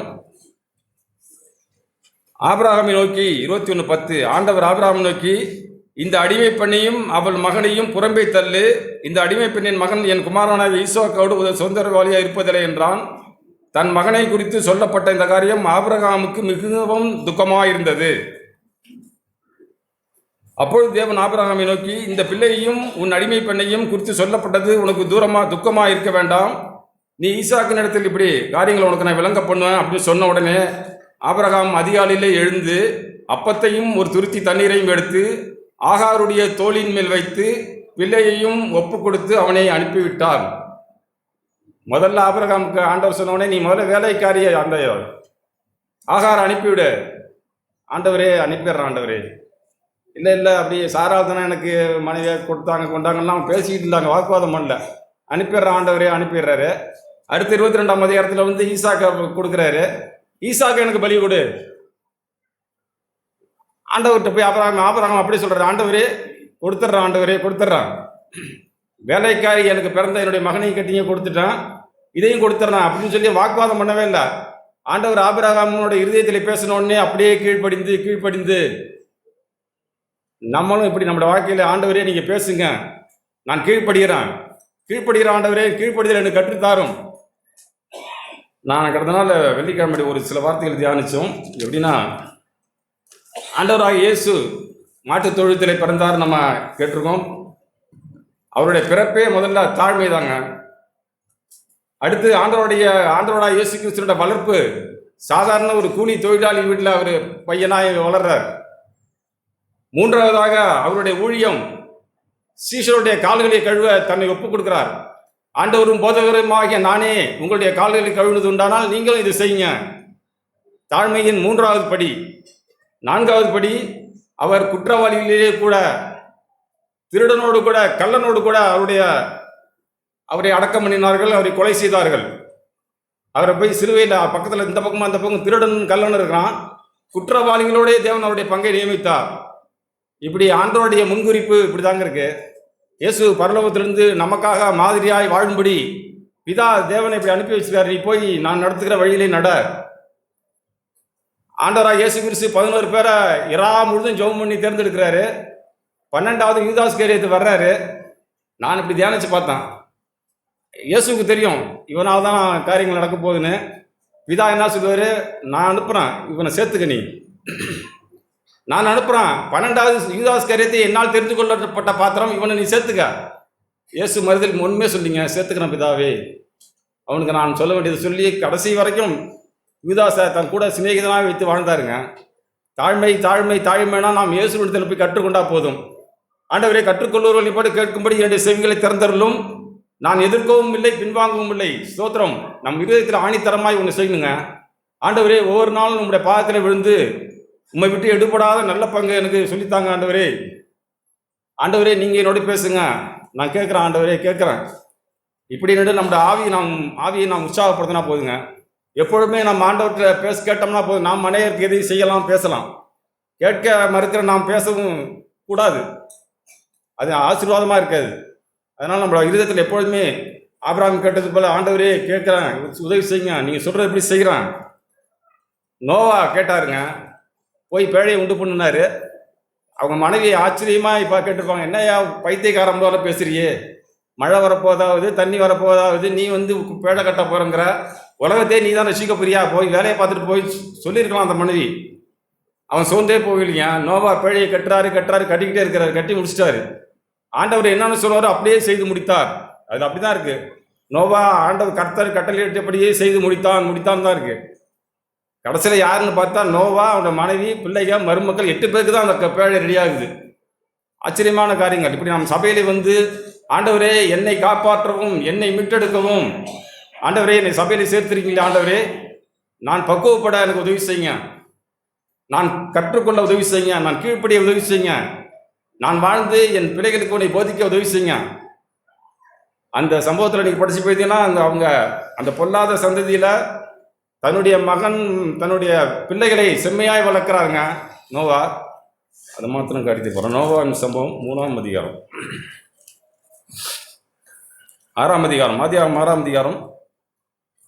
அங்கே நோவா மனுஷனை உண்டாக்குறது ஆண்டவருக்கு கஷ்டமாக போயிட்டு, நோவாவுக்கோ கர்த்தருடைய கண்களில் கிருபை கிடைத்தது. நோவா என்ன செய்கிறாருன்னா, நோவாவின் வம்ச வரலாறு 6:9. நோவா தன் காலத்திலே இருந்தவர்களுக்குள்ளே நீதிமானும் உத்தமனுமா இருந்தான். நோவா தேவனத்தோடு சஞ்சரித்து கொண்டிருந்தான். ஆண்டவரத்தில் பேசிக்கிட்டே இருக்கான், ஆண்டவரே என்ன ஆண்டவரே இப்படி பூமி கெட்டு போச்சு, பூமி முழுவதும் மனுஷர் அக்கிரமம் பெருகி போச்சு, அங்கே காரியங்களுக்கு தவறாக நடந்துக்கிட்டே இருக்குது. ஃபஸ்ட்லேருந்து படிச்சீங்கன்னா உங்களுக்கு புரியும். தேவகுமாரர் மனுஷகுமாரர் எடுத்துக்கொண்டு கூடுறாங்க, அவங்களுக்கு பிள்ளைகள் பெறுது. இப்படி மனுஷனுடைய அக்கிரமம் பூமியிலே பெருகிறது என்றும் அவன் இருதயத்தின் நினைவுகள் தோற்றமலால் நித்தமும் பொல்லாது என்று கண்டும் தாம் பூமியிலே மனுஷனை உண்டாக்கினதற்காக கர்த்தர் மனஸ்தாபப்பட்டார். இப்படி இருக்கிற ஒரு இடத்துல அங்கே அவருக்கு 3 பிள்ளைங்க இருக்கிறாங்க, சேம் காம் யாப்பேத். 3 பேரையும் அவர் எப்படி பத்திரமாய் பாதுகாத்திருப்பாரு. தம்பி, அங்கே நீ போகக்கூடாது, இப்படி நடக்கக்கூடாது, இப்படி பேசக்கூடாது, பொல்லாத சந்ததியில் நம்ம வாழ்கிறோம், ஆண்டவர் உலகத்தை அழிக்க போகிறாரு, ஜாக்கிரதையாக இருப்பா. கேட்டிருக்காங்க. கேட்டதுனால தான் அவங்க காப்பாற்றப்படுறாங்க. நாம் போதிக்கிறோமா? ஆண்டவரே, நான் என் பிள்ளைகளுக்கு போதிக்கிறேனா? என் மகளுக்கு நான் உன்னை சொல்லித்தரேனா? என் பிள்ளைகளுக்கு உன்னை சொல்லித்தரேனா? நீ எப்படியாவது பண்ணிக்கப்பா, நீ படிக்கிற பிள்ளை, நீ அது செய் இது செய், எப்படியோ நீ அப்படியெல்லாம் இல்லை. அன்றாட அவனோட வாழ்க்கையை கவனித்து கவனித்து கவனித்து வேலைக்குள்ளே போகிறதுக்கு நோவா அவனை கற்றுக் கொடுத்தாருங்க. அவங்க போனாங்க, அவங்க மருமகள் போனாங்க, மனைவி போனாங்க. 8 பேரையும் வச்சு ஆண்டவர் நோக்காக அந்த பேழையை மூடினார். ஆண்டவர் பாதுகாக்கிறார் அந்த குடும்பத்தை. அந்த 8 பேருக்காக தாங்க நோவா பேழை கட்டினார். எபிரேயர் புஸ்தகம் 11ஆம் அதிகாரம்.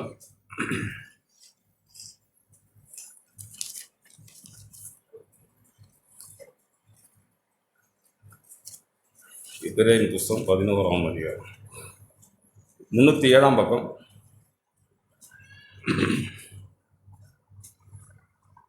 11:7 வசனம். சரி இல்லை 11:7 தான் கரெக்ட். விசுவாசத்தினாலே நோவா தற்காலத்திலே காணாதலை குறித்து தேவ எச்சரிப்பு பெற்று பய பக்தி உள்ளவனாகி தன் குடும்பத்தை ரட்சிப்பதற்கு பேழையை உண்டு பண்ணினான். அதனாலே அவன் உலகம் ஆக்கினைக்குள்ளாது என்று தீர்த்து விசுவாசத்தினாலே உண்டாகும் நீதிக்கு சுதந்திரவாளியானான். இப்படி ஆண்டவர் சொன்னது, நான் உலகத்தை ரட்சிக்க போறேன்னு சொல்லவே இல்லைங்க. நீ நீதிமானும் உத்தமனுமா இயேசு அந்த ஆண்டவர் கூட நீ பேசிக்கிட்டு இருந்தியே, என்னுடைய கண்களில் உமக்கு கிருபை கிடைச்சது, அந்த கிருபையில நீ உன்னை நான் தப்பு வைக்கிறேன்னு சொல்லி ஆண்டவர் காப்பாத்துறாருங்க. அவனை மாத்திரமல்ல, அவன் மனைவி பிள்ளைகள் குடும்பமே ரட்சிக்கப்படுது. இப்படி நாம் ஆண்டவருடைய வார்த்தைகளை ஊரான் கேட்டு கீழ்ப்படிந்து, ஆண்டவரே நான் வாழ்கிற ஆண்டவரே எனக்கு உதவி செய்யுங்க அப்படின்னா மெய்யாவே நமக்கு ஆண்டவர் உதவி செய்ய வல்லவராக இருக்கிறார். நம்ம யோவான் சுவிசேஷத்தில் கேட்டோம் 1ஆம் அதிகாரம். அவருக்குள் ஜீவன் இருந்தது, அந்த ஜீவன் மனுஷனுக்கு ஒளியா இருந்தது. யோவான் 1ஆம் அதிகாரம். அந்த ஒளி இருளிலே பிரகாசிக்கிறது, இருளானது அதை பற்றி கொள்ளவில்லை. எந்த இருளும் இயேசுனுடைய ஒளியை மூடாதுங்க, பற்றி கொள்ளவில்லை. ஆதியிலே தேவனோடு இருந்த அந்த இயேசு வார்த்தையாகி மாம்சமாகி இன்னைக்கு சபையின் மூலமாய் ஆண்டவரே நாங்கள் வாழ்கிறதுக்கு எனக்கு வழி சொல்லி தரீங்களே, ஆண்டவரே நான் செம்மையாய் வாழ எனக்கு உதவி செய்யுங்க, உங்களுடைய நீதியை நான் கற்றுக்கொள்ள உதவி செய்யுங்க, உம்மை தேட உதவி செய்யுங்க, உம்மோடு கூட நடக்க உதவி செய்யுங்க அப்படின்னு சொல்லி நம்முடைய இருதயத்தின் ஆழத்திலிருந்து நாம் இப்படி ஆண்டவரத்தில் கேட்கணுங்க. ஆண்டவரே சொல்லுங்க, ஆண்டவரே நான் கீழ்ப்படுகிறேன்னு சொல்லி நான் கீழ்ப்படிஞ்சா போதுங்க. மெய்யாகவே இந்த கீழ்ப்படிதலுக்குள்ளாக இருக்கிற நாம் மெய்யாகவே ஆசீர்வதிக்கப்படுவோம். அங்கே யோவான்கிட்ட ஆண்டவர் கேட்குறாரு. யோவான் ஸ்நானகன் இயேசுக்கு ஞானஸ்தானம் கொடுக்க மறுக்கிறாரு. நேர்மையாக சொல்கிறாரு, நீங்கள் உங்களாலே நான் ஞானஸ்தானம் பெற இருக்க, நீங்கள் என்கிட்ட வரீங்களே ஆண்டவரேங்கும்போது, இப்படி நாம் எனக்கு இடம் கொடு, இப்படி நாம் எல்லா நீதியும் நிறைவேற்ற வேண்டியது பிதாவுக்கு ஏற்றதாக இருக்கிறது, நமக்கு ஏற்றதாக இருக்கிறது. பிதா ஒன்று சொல்லியிருக்கிறாரு, நான் ஒன்றிடத்துல ஞானஸ்தானம் பெற்று நான் இப்படி தான் வாழுன்னு சொல்லி பிதாவின் முன்குறிப்பு ஞானஸ்தானம் எடுத்துக்கிட்டு வாழ்கிறாரு. அதுக்கு பிறகு யோவான்கிட்ட போய் எல்லாம் சொல்கிறாங்க, உங்கள்கிட்ட ஞானஸ்தானம் வாங்க வந்தார் இயேசு கிறிஸ்து. அதை குறித்து 3ஆம் அதிகாரத்தில் சொல்கிறாங்க பாருங்க. யோவான் 3ஆம் அதிகாரத்தில் அவர்கள் யோவானிடத்தில் ரவி, உம்முடைய கூட யோர்தானுக்கு அக்கறையிலே ஒரு இருந்தாரே, அவரை குறித்தும் நீரும் சாட்சி கொடுத்தீரே, இதோ அவர் ஞானஸ்தானம் கொடுக்கிறார், எல்லாரும் அவரிடத்தில் போகிறார்கள் என்றார்கள். யோவான்கிட்ட கம்ப்ளைண்ட் பண்ணுறாங்க, நீங்கள் தானே ஞானஸ்தானம் கொடுத்தீங்க, ஆனால் நீங்கள் சொன்ன அந்த இயேசுவே அங்கே ஞானஸ்தானம் கொடுக்குறாருன்னு சொன்னோடனே யோவான் பிரதித்திரமாக, பரலோகத்திலிருந்து ஒருவனுக்கு கொடுக்கப்பட்டால் ஒழிய அவன் ஒன்றையும் பெற்றுக்கொள்ள மாட்டான். பிதா ஒருத்தவனுக்கு உன்னை கொடுக்காட்டி யாருமே உண்மை பெற்றுக்கொள்ள முடியாதுங்க.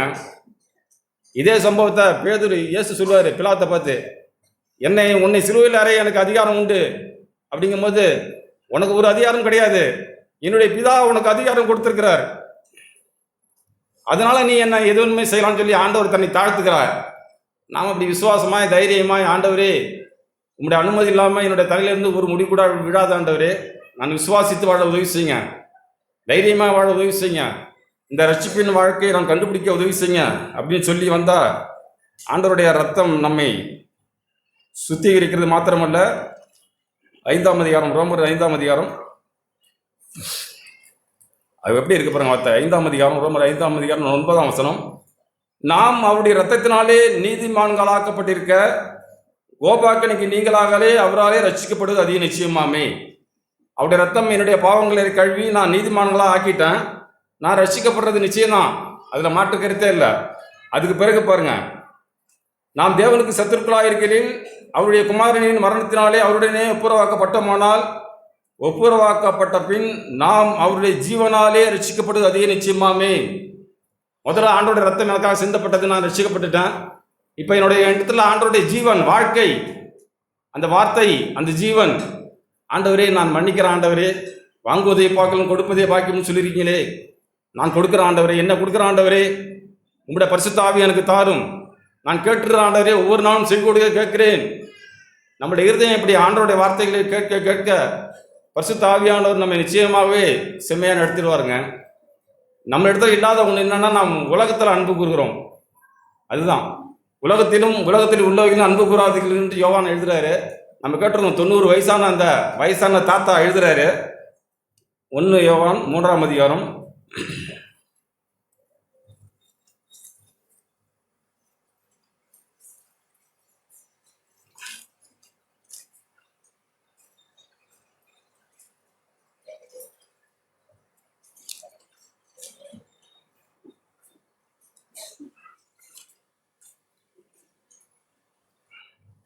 ரெண்டாம் அதிகாரம் 15ஆம் வசனம். 1 யோவான் 2:15, உலகத்தில் உள்ளவர்களும் அன்பு கூறாதிருங்கள், ஒருவன் உலகத்தில் அன்பு கூர்ந்தால் அவனிடத்தில் பிதாவின் அன்பு இல்லை. ஏனெனில் மாம்சத்தின் நிச்சயம், கண்களின் நிச்சயம், ஜீவனத்தின் பெருமையுமாகிய உலகத்தில் உள்ளவைகள் எல்லாம் பிதாவினால் உண்டானவைகள் அல்ல, அவைகள் உலகத்தினால் உண்டானவைகள். உலகமும் அதன் ஆசை இச்சையும் அதன் நிச்சயம் ஒழிந்து போம், தேவனுடைய சித்தத்தின்படி செய்கிறவனோ என்றென்றைக்கும் நிலைத்திருப்பான். ஆண்டவரே, நான் செய்கிறது உங்களுடைய சித்தத்தின்படியே செய்ய எனக்கு உதவி செய்யுங்க, நான் கீழ்ப்படிஞ்சிடறேன் ஆண்டவரே, கீழ்ப்படுத்தல் எனக்கு கற்றுத்தாங்க, வேற எதுவுமே நமக்கு வேண்டாங்க ஆண்டவரே. தாழ்மை தாழ்மை தாழ்மை, நீங்கள் வந்தீங்க ஆண்டவரே. பிதாவின் தெரிந்து கொள்ளுதல் மாட்டுத் தொழுவோம், அவர் வாழ்ந்த இடம் கூலி தொழிலாளி, அவருடைய சாவு குற்றவாளிகள் கூட சிறுவில் அறைப்பட்டார். இப்படி நான் ஆண்டவரை பார்த்து பார்த்து, ஆண்டவரே நான் உங்களே பார்க்குறேன் ஆண்டவரே, அந்த மேலானவர்களை நோக்க என்னுடைய கண்களை திறந்தருளும். இப்படி நாம் வாழும்போது மெய்யாகவே நாம் ஆண்டவருக்குள்ளாய் ஸ்திரப்பட முடியுங்க. எந்த மனுஷனையும் பிரகாசிப்பிக்கிற மெய்யான ஒளியே எங்கன பிரகாசிக்க பண்ணுங்க ஆண்டவரே. இந்த பூமிக்கு நான் வெளிச்சமாய் உப்பாய் ஒளியாய் வாழ நானும் என் குடும்பமும் ஆண்டவர் உம்மாலே பாதுகாக்கப்பட்டிருக்கோம் என்று தைரியமாக இருக்க நம்ம ஆண்டவரத்தில் வரணும். அப்படி நம்ம இடத்துல விசுவாச குறைவு ஏற்படும் போது தான் ஆண்டவர் நம்மை தொடர்ந்து சோர்ந்து பார்க்காம தைரியமாயிருன்னு சொல்கிறாரு. நம்ம சோர்ந்து போகிறோம். நமக்கு சோர்ந்து போகிறதுக்கு ஒரே காரணம் என்னன்னா, ஆண்டவருடைய ஆவியை நம்ம பெற்றுக்கொள்ள மாட்டேங்கிறோம்.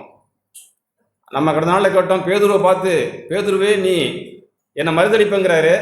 அதெல்லாம் இல்லை ஆண்டவரே, நான் மறுதளிக்க மாட்டேன்னு தைரியமாக சொல்கிறாரு. ஆனால் மறுதளிச்சிடுறாரு. 3 முறைன்னு சொல்லி சரியாக சொல்கிறாரு இயேசு. அவர் அப்படியே செய்கிறாரு. ஆனால் அதுக்கு பிறகு அவர் மனம் கசந்து அழுகுறாரு. அழுத பிறகு அவர் போய் ஆவியானவரை கேட்டு அதுக்கு பிறகு பரிசுத்த ஆவியானவர் நிரப்பப்படுறாரு. அந்த பேதுரு எப்படி பேசுகிறாரு பாருங்க, அதை சொல்லி நான் முடிக்கிறேன். அப்போஸ்தலர் நடபடிகள் புத்தகம் 4ஆம் அதிகாரம். அது வரைக்கும் மறுதளிச்சு ஏமாற்றி காரியங்கள் செய்து தப்பிச்சு ஒரு வேலைக்காரியாக தன்னை பாதுகாத்து கொண்ட அந்த மனுஷனை அறியனே, எனக்கு யாருன்னு தெரியாது, சத்தியம் பண்ணவும் சபிக்கவும் தொடங்கினான் அப்படின்னு இருக்கு பேதுரு குறிச்சி. அது அந்த பேதுரு இயேசுனுடைய பரிசுத்த ஆவியின் வல்லமை பெற்ற பிறகு எப்படி பேசுறாரு பாருங்க. 3ஆம் அதிகாரத்தில் ஒரு மனுஷனை குணமாக்குறாங்க. 3ஆம் அதிகாரம் 3ஆம் வசனத்தில், தேவ ஆலயத்துக்குள் பிரவேசிக்கிற பேதுருவும் யோவானையும் அவன் கண்டு பிச்சை கேட்டான். அங்கே பிச்சை கேட்கிற ஒரு மனுஷன், அவன் அவர்களிடத்தில் ஏதாகிலும் கிடைக்கும் என்று எண்ணி அவர்களை நோக்கி பார்த்தான். அப்பொழுது பேதுரு, வெள்ளியும் பொன்னும் என்னிடத்தில் இல்லை, என்னிடத்தில் உள்ளதை உனக்கு தருகிறேன், நசரனாகிய இயேசு கிறிஸ்து நாமத்தினாலே எழுந்து நட என்று சொல்லி அவனை வலது கையினாலே அவனை பிடித்து தூக்கி விட்டான். லேவியா, அவன்கிட்ட அவர் ஒன்றுமே இல்லைங்க, கையை பிடிச்சி தூக்கி விடுறாரு.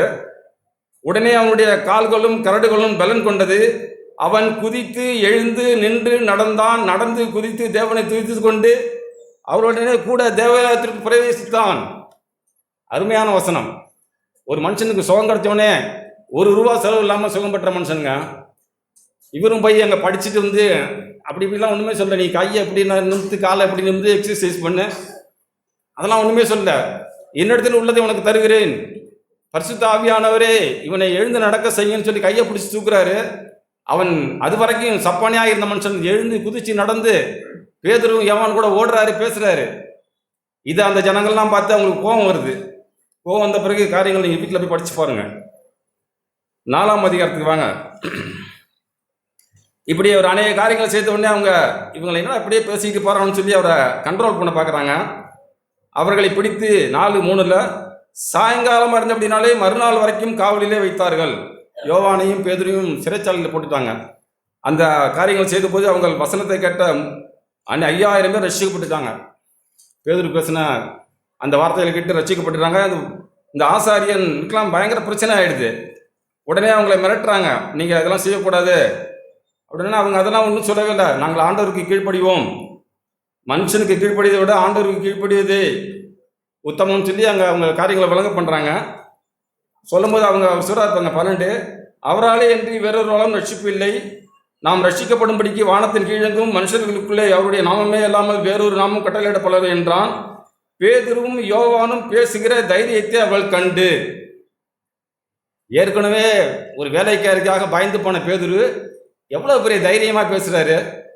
பேதுருவும் யோவானும் பேசுகிற தைரியத்தை அவர்கள் கண்டு அவர்கள் படிப்பறியாதவர்கள் என்றும்.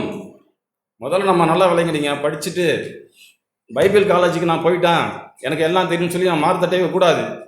நல்லது, படித்து நம்ம காலேஜ் காரியங்களை செய்து கொடுத்து நல்லது. முதல்ல கற்றுக்கொள்ள வேண்டும். ஒரு இன்ஜினியர் பில்டிங் கட்டுறதுன்னா அது மேலே போய் படிச்சுட்டு வர்றாரு, அவருக்கு பரீட்சை நடக்குது, காரியங்கள் நடக்குது, அதுக்கு பிறகு அவர் தேறி வந்து இன்ஜினியர் ஆகுறாரு. அதுபோல் நான் ஆண்டவரத்தில் போய் ஆண்டவரே கற்றுக்கொண்டு நான் சீஷனாக வாழ என்னை ஆண்டவரை அர்ப்பணிக்கிறேன், எனக்கு பேசுங்க, என்னோட பேசுங்க, நான் சீஷனாக ஆகணும்னா நான் ஒரு கற்றுக்கொள்கிற அந்த பாடசாலைக்குள்ளே போகணுங்க. இல்லை எனக்கு வேதம் தெரியுதுன்னா ரைட்டு, அது வேறு தான். வேத அறிவு நம்ம ஒன்றும் செய்யாது. ஆண்டவரே ஆவியானவரால் நிரப்பும். இங்கே படிக்காத அந்த பேதுரும் யோவானும் இப்படி சொல்கிறாங்க. அவங்க சொல்லி படிப்பு அறியாதவர்கள் என்றும் வேதமை உள்ளவர்கள் என்றும். வேதம் ஒன்றுமே தெரியாத மனுஷர்கள் இவங்க எப்போ அப்படிலாம் பேசுகிறாங்கன்னு சொல்லி ஆச்சரியப்படுறாங்க. அறிந்து அப்படியெல்லாம் ஆச்சரியப்பட்டு அவர்கள் இயேசுடனே கூட இருந்தவர்கள் என்று அறிந்து கொண்டார்கள். நான் ரொம்ப விரும்பி இப்போ எனக்கு ஆண்டவர் உணர்த்தினது, அவர்கள் இயேசுடனே கூட இருந்தவர்கள். நீங்களும் நானும் இயேசுடனே கூட இருந்துட்டா போதுங்க. படிப்பு வேண்டாம், பணம் வேண்டாம், பெரிய வல்லமை நமக்கு வேண்டாங்க. பரிசுத்த ஆவியானவர் போதும். குதித்து எழுந்து நின்று நடக்கிற வல்லமை தேவன் நமக்கு தருவார். நம்ம சோர்ந்து போயிடுறோம். ஆண்டவரே நேற்று வரைக்கும் நான் தேடினா இன்னைக்கு எனக்கு அப்படி இப்படி பரவாயில்ல. ஆண்டவர் உண்மையை சொல்ல, ஆண்டவரே இந்த விசுவாசம் குறைந்து போகாத அப்படின்னு நீங்கள் ஜெபம் பண்ணுறீங்க. ஆண்டவரே நான் எழுந்து குதித்து உங்களோட நாமத்திற்கு வாழ நான் அர்ப்பணிக்கிறேன், எனக்கு உதவி செய்யுங்க அப்படின்னு சொல்லி நாம் ஒவ்வொரு நாளும் நம்மை ஆண்டவருக்கு அர்ப்பணிப்போம்.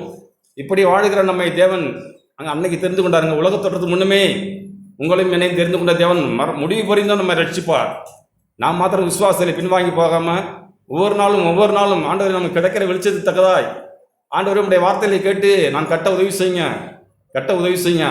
பெருவெள்ளம் வரும், புயல் வரும், காற்று வரும், சூழ்நிலை வரும், என்னுடைய வீடு எடுத்து போகக்கூடாது. ஆண்டவரே என்னுடைய அந்த நோவா கட்டினது கூட இந்த பேழை ஆண்டவரை சந்திக்க நான் ஆயத்தமாகணுமே அப்படின்னு சொல்லி நம்ம வாழ்வும் தேவன் நமக்கு உதவி செய்வார்.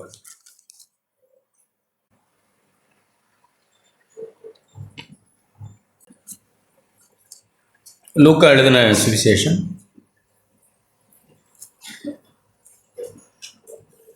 8ஆம் அதிகாரம்.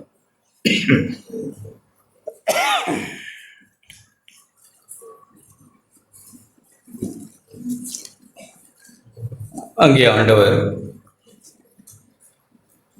ஒரு உவமையை சொல்லுகிறார். நாம் கேட்குறதை ஜாக்கிரதையாக கேட்கணும்னு ஆண்டவர் சொன்னார். நீங்கள் கேட்குற விதத்தை குறித்து எச்சரிக்கையார்கள். நம்ம எல்லாரும் நிறைய கேட்டவர்கள் தான். நிறைய கூட்டங்கள், நிறைய கேட்டவர்கள் தான் நம்ம எல்லாரும். ஆனால் கேட்டது நம்முடைய வாழ்க்கையில் பலனை தந்திருக்கா அப்படின்னு தான் நாம் சிந்திக்கணும். எவ்வளோ கேட்டிருக்கிறோம், நானும் நீங்களும். ஆண்டவர் ஒரு உவமையை சொன்னார். 12ஆம் வசனம். 8 லூக்கா 8ஆம் அதிகாரம்.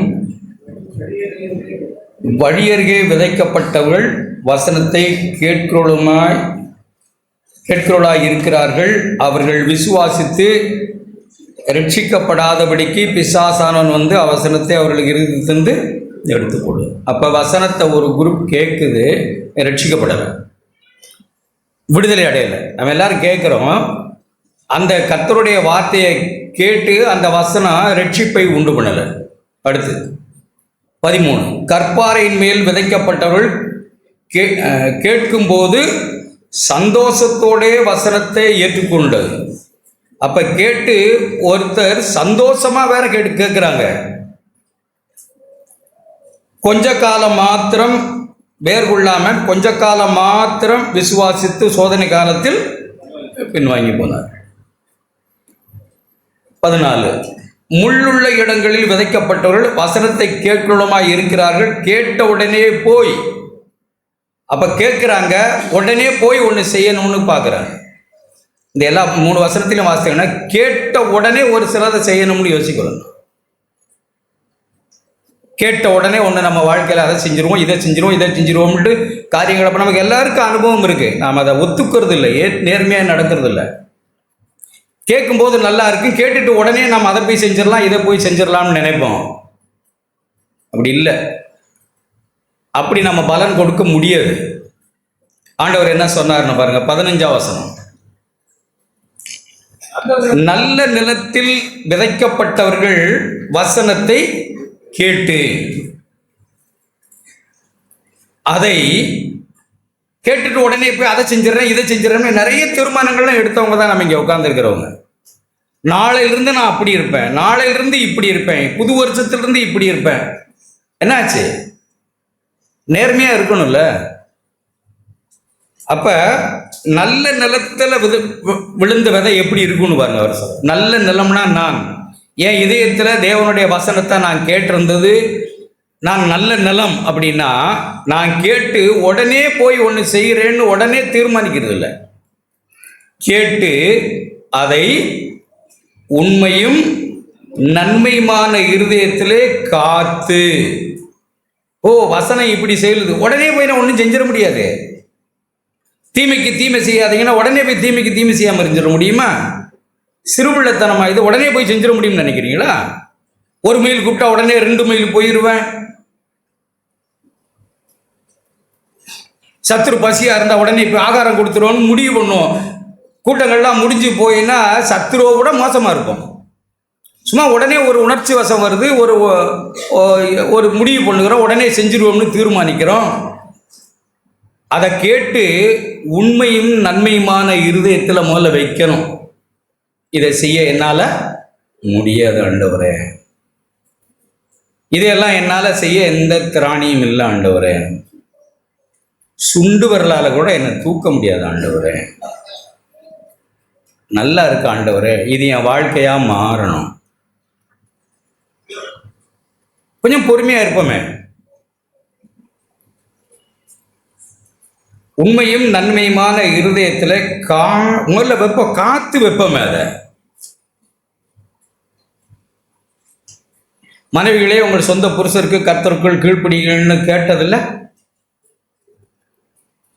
நாளையிலிருந்து அப்படின்னு எத்தனை பேர் தீர்மானிச்சு?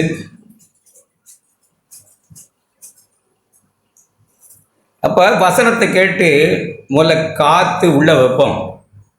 இது என்னால் ஆகாத ஆண்டவரே, எவ்வளவு பலவீனமான மனுஷனிடத்துல இவ்வளவு பெரிய வார்த்தையை நீங்கள் கொடுக்குறீங்க, இது உங்களால் தான் ஆகும் ஆண்டவரே, என்னால் ஆகாது, உங்கள் ஆவியினால தான் ஆகும், பலத்தினாலும் அல்ல, பராக்கிரமத்தினாலும் அல்ல, என்னுடைய தீர்மானத்தினாலும், ஏன் எனக்குள்ளே ஒரு ஆவி இருக்குல்ல, அந்த ஆவியினாலும் இல்லை அப்படின்னு அர்த்தம். எனக்கு ஒரு ஆவி இருக்கு, அந்த ஆவியினால இல்லை.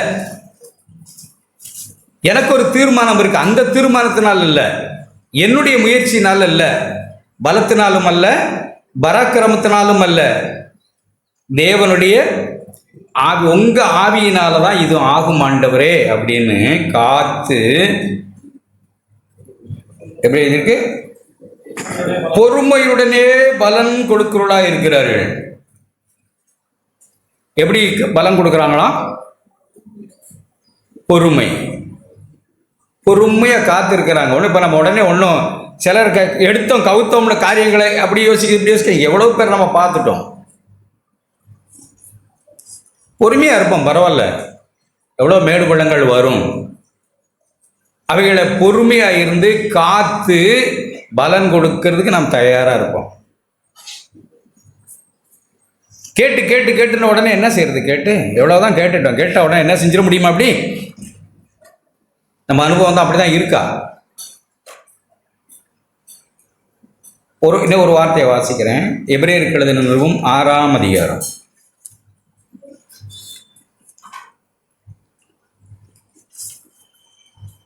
அவசரப்பட வேண்டியதில்லை, ஓவர் நைட் வேலை இல்லை இது. அப்படியெல்லாம் தீர்மானம் பண்ணி மேலிருந்து விழுந்து தவிடுபுடியாகி எல்லாம் போயிடும். அதெல்லாம் நம்ம எண்ணுவதுக்கு மிஞ்சலாம் நம்ம எண்ணக்கூடாது. நம்ம பலவீனமான மனுஷர்கள். கர்த்தருடைய வார்த்தை ஒன்றும் நம்முடைய வாழ்க்கையில் அப்படியே உடனே செஞ்சிடற மாதிரி, நாளைக்கே காரியங்கள் ஆகிற மாதிரிலாம் கொடுத்துருந்தா அப்புறம் எல்லாம் தான் செஞ்சுருவாங்க. அப்புறம் தேவனை சார்ந்து கொள்ள வேண்டிய அவசியமே இல்லையே. காத்து பொறுமையுடனேங்கிறது தேவனை சார்ந்து கொள்ளுகிறதுன்னு அர்த்தம். உடனே ஒன்று செஞ்சுருவோம்னா மனுஷன் என்ன? அப்புறம் என்ன? அப்புறம் ஏன் கர்த்தர்?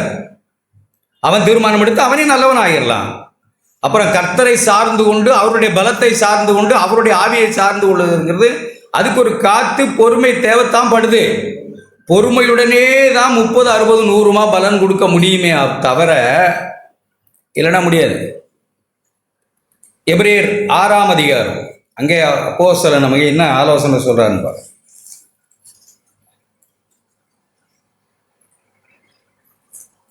11ஆம் வசனம், 6:11.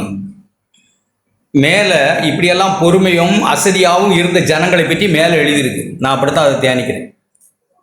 சுட்டரிக்கப்படுவதே அதனுடைய முடிவுன்னு சொன்ன மக்கள் யாருன்னா, அசதியாக இருந்து ஏனோதானம் இருந்து பொறுமை இல்லாமல் உடனே போய் அதை செஞ்சிடறேன், இதை செஞ்சிடறேன், அப்படி செஞ்சிடறேன், இப்படி செஞ்சிடறேன் அப்படின்னு தீர்மானித்த மக்கள். ஆனால் அதை அப்போஸ்தலன் பார்த்துட்டு திரும்ப அப்போஸ்தலனுக்கு என்ன பேசுறாரு பாருங்க. நீங்கள் அசதியா இருக்கக்கூடாது. இந்த தேவனுடைய வார்த்தை என் வாழ்க்கையா மாறணும்ல. வாக்குத்தத்தமான ஆசீர்வாதங்களை, கர்த்தருடைய வார்த்தைகள் எல்லாம் வாக்குத்தத்தமானது. கிறிஸ்துவுக்குள் வாக்குத்தத்தங்கள் எல்லாம் ஆம் என்றும் ஆமேன் என்றும் அது நம்முடைய வாழ்க்கையில் நிறைவேறக்கூடியது. நம்முடைய வாழ்க்கையில மாற்ற முடியாத ஒரு வார்த்தையும் ஆண்டவர் பேசினதே இல்லை. அடுத்து நான் வாசி சொல்லும்போது சொல்றேன். அப்படி வாக்குத்தத்தமான ஆசீர்வாதங்களை விசுவாசத்தினாலும், அப்புறம் இங்க எப்படி சேர்த்திருக்காங்க அப்போஸ்தலன், நீடிய பொறுமையினாலும். விசுவாசம் இருக்கு, ரைட்டு. அது அப்போ உடனே ஒன்றும் பண்ணிட போய் முடியாது. எனக்கு இப்போ விசுவாசம் இருக்கலாம். நான் பார்த்துருக்கேன் எத்தனையோ பேரை. உன்னை கேட்டோன்னா நமக்கு பயங்கர உணர்ச்சி வசமாக இருக்கும். அது மாம்சம் இருக்குது, நமக்கு உணர்வுகள் இருக்கும். உடனே அப்படியே உணர்வாக இருப்போம். நம்ம முழுசும் மாறிட்டது மாதிரி தெரியும் நம்ம கண்ணுக்கு. அப்படியே எல்லாமே ஜெயிச்சது மாதிரி நமக்கு தெரியும். எல்லாரையும் பார்த்தா அப்படியே துச்சமாக தெரியும். நம்ம தான் எல்லாத்துலேயும் ஜெயிச்சாண்டிக்கான நம்ம வீரர்கள் மாதிரி எல்லாரையும் பார்த்தா அற்பமாக தோணும். அப்படியெல்லாம் வரும். கேட்ட உடனே உணர்வாக இருக்கும். எல்லாம் சாதிச்சுட்டா மாதிரி இருக்கும். ஏதாவது தடுமாறினவங்களை பார்த்தா நம்ம ஒன்றுமே அந்த ஏரியாவுக்கே நம்ம போயிருக்க மாட்டோம். கல்யாணமே பண்ணியிருக்காத ஒருத்தர் ஏதாவது குடும்ப வாழ்க்கையில் கொஞ்சம் தடுமாறுகளை பார்த்தா அப்படியே துச்சமாக பார்ப்பாரு. நான்லாம் கல்யாணம் பண்ண பிறவு இல்லை. இதெல்லாம் கல்யாணம் பண்ண பிறவு இல்லை. இப்போ என்ன? இப்போ நீ கேட்டு காத்திருந்து நீடிய பொறுமையா இரு. நான்லாம் கல்யாணம் பண்ணா இப்படி இருக்க மாட்டேன். அப்போ இரு, இப்படி இப்போ இருக்கு. அதெல்லாம் நம்பிக்கையெல்லாம் நல்லதுதான். இப்போ அது ஒன்றும் ஆகலையே. நான்லாம் எனக்கு பிள்ளைகள் பிறக்கட்டும், 25 வயசு ஆகட்டும், அப்போ பார்ப்போம். நம்பிக்கையெல்லாம் சரிதான். ஆனால் கொஞ்சம் பொறுமையாக இருப்போம். பொறுமையாக இருந்து எப்படி சொல்கிறார், அசதியாகிறாம அந்த வசனத்தை மனசில் வச்சு தியானம் பண்ணு. அந்த வசனத்தை என் வாழ்க்கையில் நாம் நிறைவேறணுமே ஆண்டவரே, அது எனக்கு மாம்சமாக மாறட்டும் ஆண்டவரேன்னு மனசில் வச்சு தியானம் பண்ணு. அடுத்து அசதியாயிராமல் வாக்குத்தத்தமான ஆசீர்வாதங்களை விசுவாசத்தினாலும் நீடிய பொறுமையினாலும் சுதந்திரித்துக் கொள்ளுவதை பின்பற்றுவர்களாக இருங்க. யாரை பின்பற்றணும்? உணர்ச்சி வசப்படுறவங்களாம் நான் இத்தனை வருஷம் பார்த்துருக்கேன். அதெல்லாம் சும்மா வரும். அப்படி ஒரு கூட்டத்தில் பிடிச்சிட்டு வந்தோம்னா தானியேல் மாதிரியே நான் மாறின மாதிரி தோணும். ஆபிரகாம் மாதிரியே என் கண்ணுக்கு நான் மாறிட்டது மாதிரி தோணும். யோசேப்பு மாதிரியே தோணும். வாலிபர் மீட்டிங்கெல்லாம் போயிட்டு வர்றீங்கல்ல, அப்படியே நான் மாறி யோசேப்பு மாதிரியே நான் மாறின மாதிரி இருக்கும். வந்து காலேஜுக்கு போய் ஸ்கூலுக்கு போய் வீட்டில் அப்பா அம்மாவோடலாம் வந்து கீழே இறங்கி வந்து, இப்பெல்லாம் மேலே இருக்கு கான்ஃபரன்ஸ், அந்த சூடில் கீழே இறங்கி வந்து ஆர்டினரி மனுஷனை ஆகி அன்னாட வேலை படிப்பு காரியங்களுக்கு போய் இது என்ன ஆகுது? புரியுதா நான் சொல்றது? இப்ப இந்த அனல் நமக்கு என்ன ஆகுது? விசுவாசத்தினாலும் நீடிய பொறுமையினாலும். நான்லாம் முடிவு பண்ணாலும் புருஷர்களே உங்கள் மனைவிகளில் 40 வருஷத்துக்கு முன்னாடி கேட்டது நாளையில இருந்துன்னு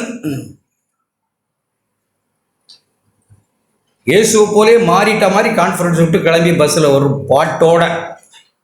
பாட்டோட ஜே ஜே ஜேன்னு ஜபத்தோட இங்கே வீட்டுக்கு வந்து இறங்கி ஒரு வாரமெல்லாம் வேண்டாம், ஒரு வாரம்லாம் அதிகம், 3 நாள்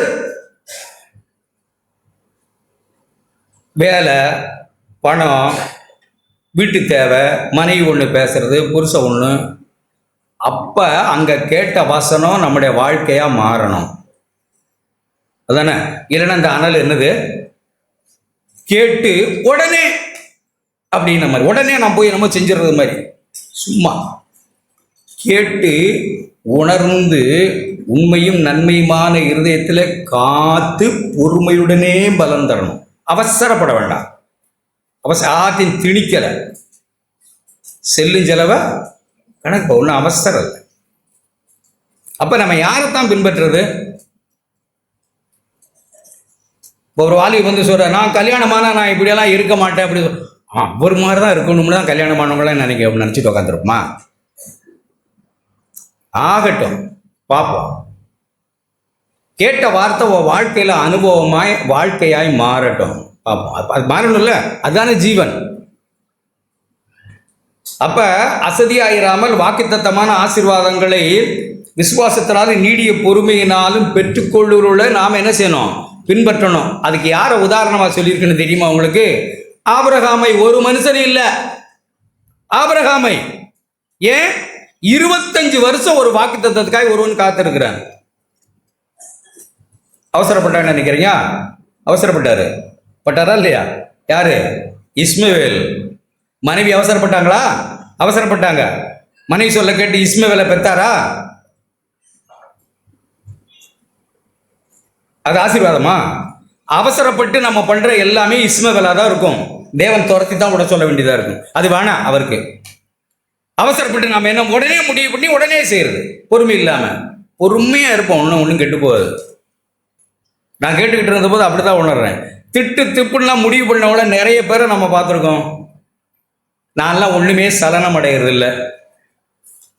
காத்து அடிக்குது, அங்கே இங்கேயும் பறக்குது. காத்து நின்ன பிறகு பார்ப்போம் என்னன்னு.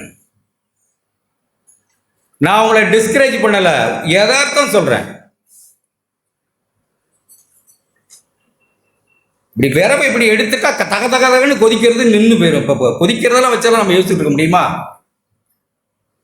எவ்வளவு பேர் வந்தோம், எவ்வளவு பேர் போனோம் அப்படின்னா என்ன? உணர்ச்சி வசமா அதை செஞ்சிட போறேன், இதை செஞ்சிட போறேன்னு வரட்டும். பொறுமையா விசுவாசத்தினாலும் நீடிய பொறுமையினாலும் ஆபிரகாமை போல அதை போய் சுதந்திரிப்போம். 25 வருஷம் காத்திரு. இன்னொன்று நான் கேட்டுக்கிட்டு இருக்கும்போது ஆண்டவருக்குள் ஜீவன் இருந்ததுன்னு சொல்றோம். யோவான் இயேசுவை அறிமுகப்படுத்துகிறார். ஏற்கனவே நான் சொல்லியிருக்கேன், இப்பவும் சொல்றேன். இயேசுவை அறிமுகப்படுத்துகிறார். அவருக்குள் இப்ப யோவானுக்கு உயிர் இல்லையா? ஜீவன் இல்லையா? சீசர்களுக்கெல்லாம் ஜீவன் இல்லையா? நம்ம கூட ஒருத்தர் இருந்தார், அவருக்கு ஜீவன் இருந்ததுன்னு சொல்றாரு. நான் சொன்னதே திரும்ப சொல்றேன். இப்போ பஸ்ஸில் ஒருத்தர் உட்காந்து என் கூட வர்றாரு. நான் வந்து என் ஒய்ஃப் கிட்ட சொல்றேன், பாரு பேபி, அவருக்கு உயிர் இருந்துச்சு பேபி அப்படின்னா என்ன? நீங்க என்ன லூஸா? அவருக்கு போய் உயிர் இருந்துச்சுன்னு சொல்றீங்க. இது ஒரு விஷயமா? பேபி என் பக்கத்தில் ஒருத்தர் உட்காந்து இருந்தார், அவர் செத்து போயிருந்தாருன்னு சொன்னா ஐயோ செத்தவர் கூடயா வந்தீங்க? அது ஆச்சரியம். அப்ப யோவான் சொல்லுகிறார் அவருக்குள் ஜீவன் இருந்ததுன்னு சொல்றாரு. அப்ப நமக்கெல்லாம் ஜீவன் இல்லையா? இல்ல, அதுதான் அவர் சொல்கிறார். அவருக்கு மட்டும்தான் ஜீவன் இருந்தது. நம்ம எல்லாம் செத்தவங்க, நமக்குள் ஜீவன் இல்ல, அவருடைய ஜீவன் இல்ல. அதுதான் சொல்றாரு அவர். அவருக்குள் தான் ஜீவன் இருந்தது, அது மனுஷனுக்கு ஒளியாய் இருந்தது. அந்த ஒளி தான் மனுஷனை பிரகாசிக்கிறது, வேற ஒண்ணுமே கிடையாது. ஆதியிலே வார்த்தை இருந்தது, அந்த வார்த்தை மாம்சமானார்.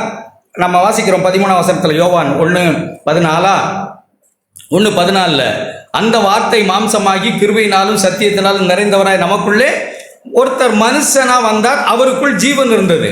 தேவன் மாம்சமும் இரத்தமுமாய் நம்ம போல மனுஷனா வந்தார், அவருக்குள் ஜீவன் இருந்ததுன்னு காண்பிக்கிறார்.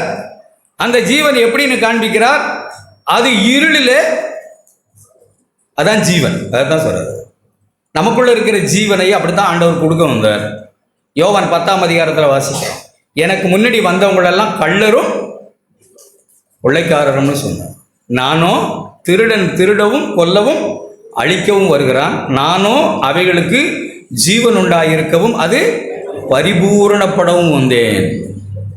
அப்ப தேவன் நமக்கு ஜீவனை கொடுக்க வந்தார். ஜீவன்னா என்ன? உயிரா?